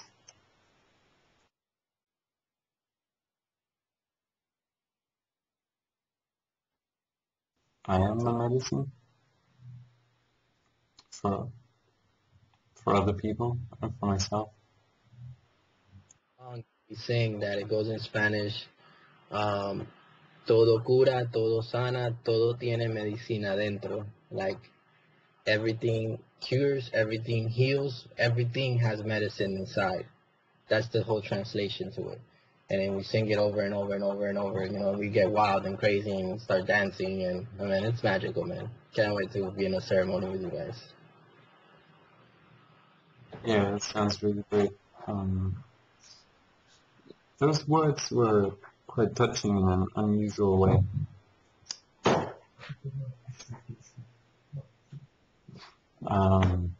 Just got distracted for a second. So, yeah, you know, like you were saying, you can see the colors of certain words you speak, and I really feel it when people speak. You know, just start buzzing. Do you have any advice on like where not to stay too long? I feel like I'm really up in my crown and like maybe hyperactive there. Do you have any ideas on how to police that area a bit more and like shut it down a bit and get the energy to flow more? I know it's like intentional on pulling it down. But it's so up in thoughts.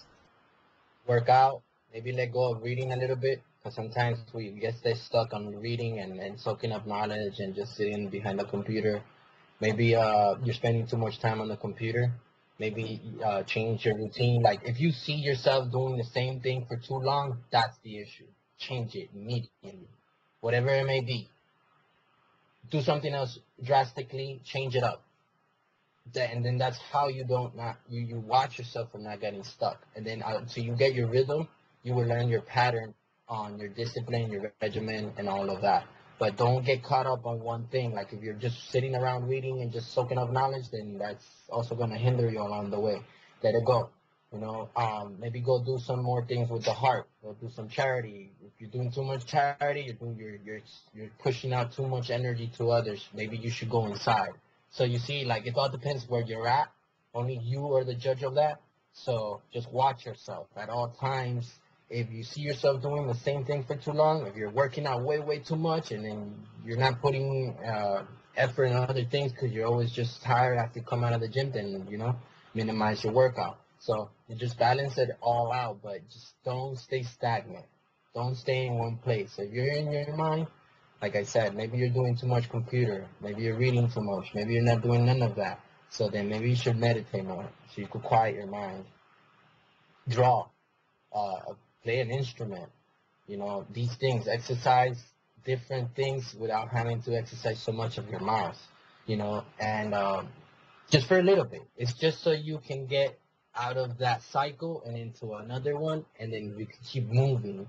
Then you will talk again, and then you can go back and read again. I'm not saying to completely stop reading or anything. It's just know where you're at, and so you can know where you're going, or you know.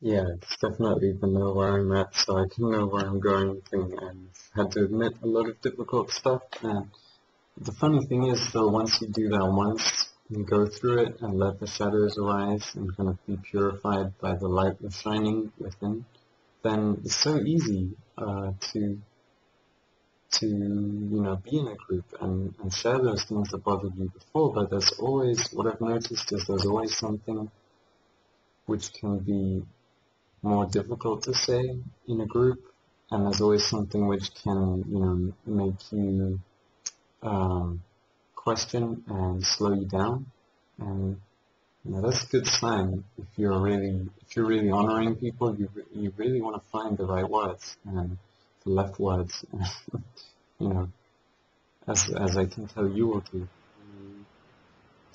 Yeah. There's always, that's one thing I've learned from all of this. There's always going to be something to get in your way, something to do, something to keep you from doing this. So just watch that this behavior is always going to go on.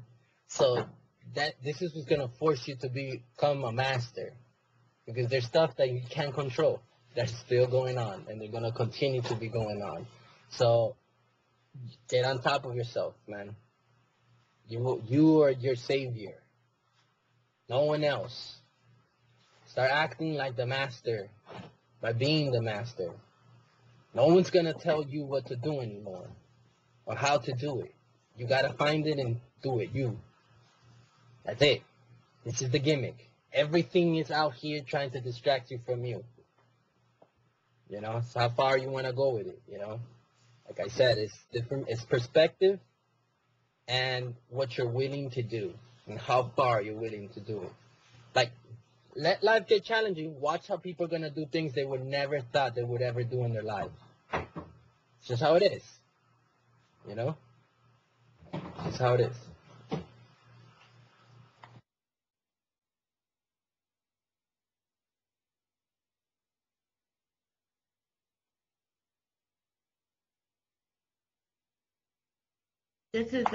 This is the first time that I've seen or not seen group dynamics in the psychology way take place. That usually happens in the Matrix, because everyone just went with the vibe and did what was necessary to share and take. It was definitely mutually beneficial, instead of the jockeying into position and the power struggle, all that other garbage that happens out there in that world. So it was really nice.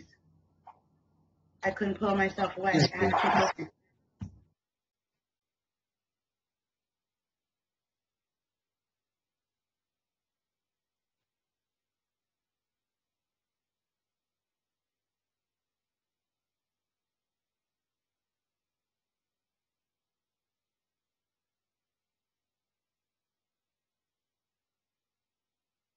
Sorry I interrupted you. It's funny you were talking about just that. We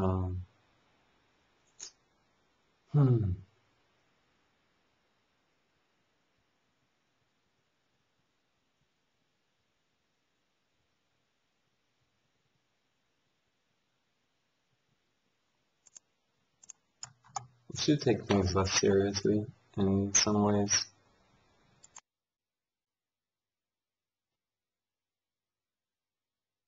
Yeah, Luis, how did you like the chanting the other day?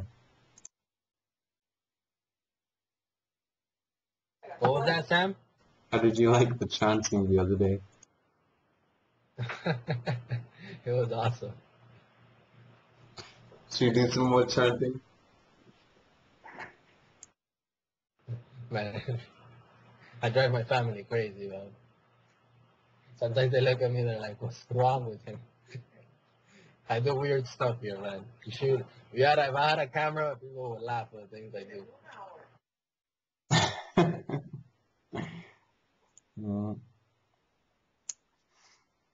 Alright, seems like some people are leaving. So, I guess we have been chanting by using our voices, transmitting all these thoughts. I was just closing a door to my room. So I didn't really hear if you were saying yes or no, but yeah, anyway,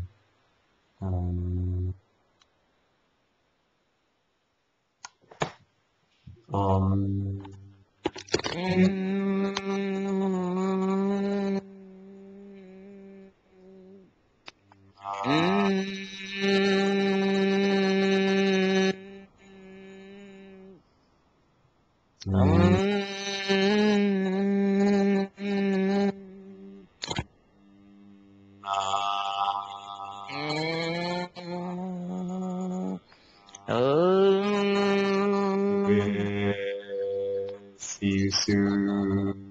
Okay. Okay.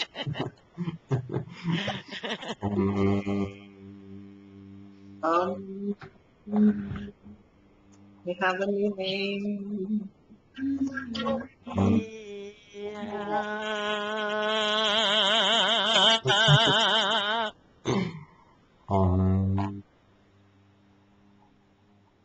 Yeah, it feels so great to just chant and you really wake certain parts of the body up, cymatics. I'm not saying that I'm feeling a little bit sleepy, so just thank you all so much for being here. Just today has been really blissful and really awesome, really amazing. I don't know how you all feel. I still have an urge to kind of shake some of you and get you to just talk and share more.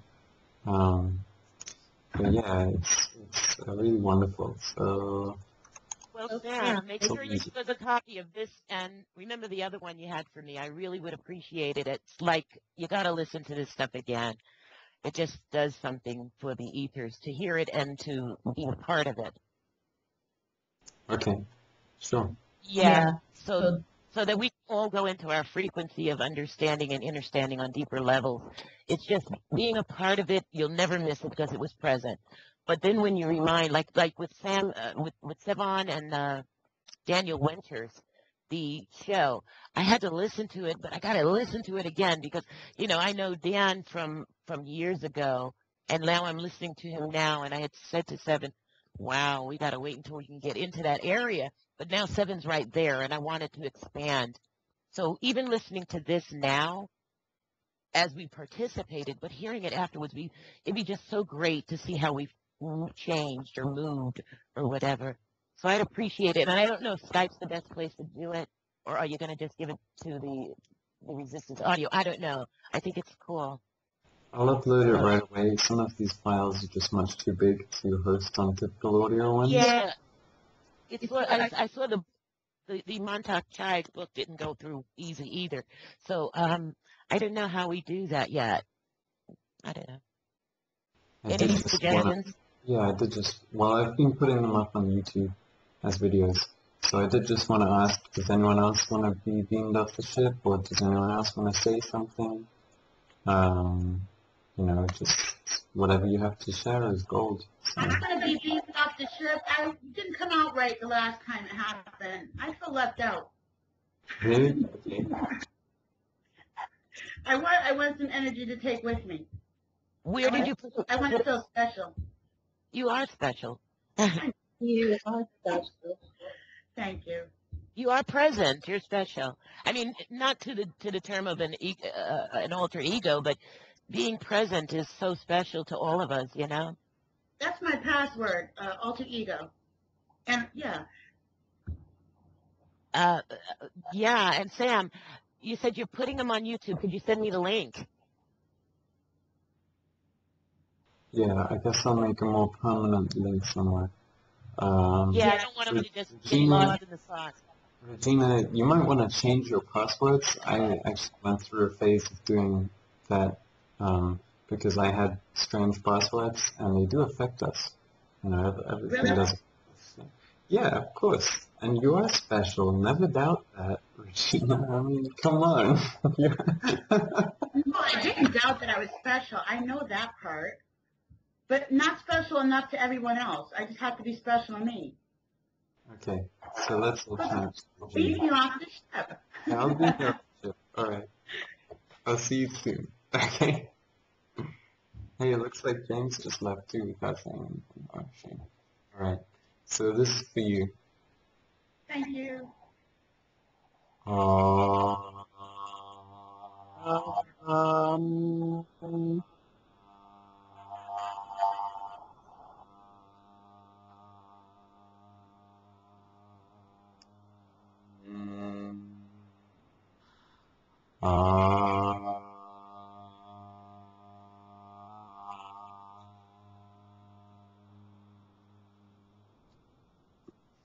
Oh, she left. Okay. So, I'm feeling all warm. How is everyone else feeling?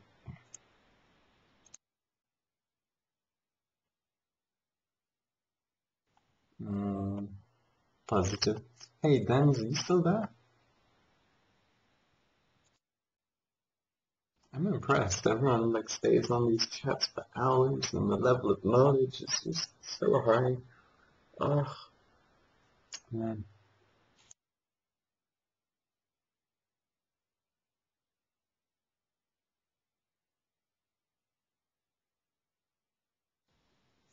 So yeah, I guess I'm gonna get off and sleep soon, and then upload this before it's too late. Um,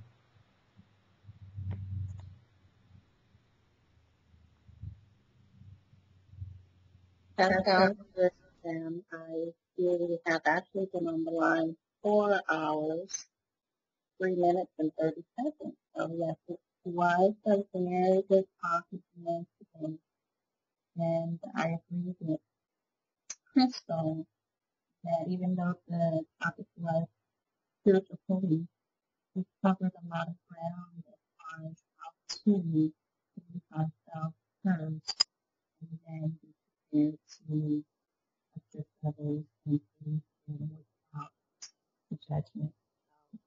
So I am grateful I was able to stay on with this whole time. And I feel it's working out quite well that we all feel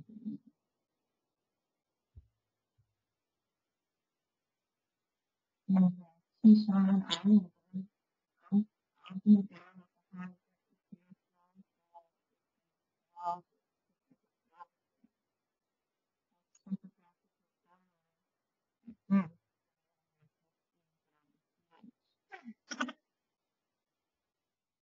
for some reason, it's not coming through at the moment.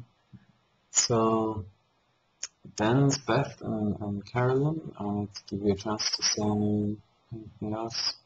I'm just gonna be rounding off the call, and yeah, look forward to talking to you either tomorrow or very soon.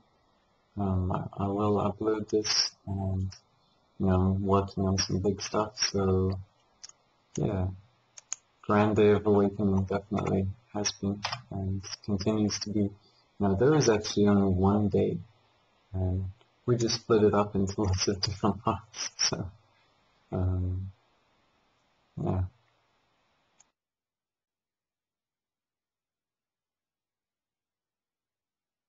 Wholeness, I'm gonna beam myself and the rest of us off the ship, and I hope you enjoy the time in between.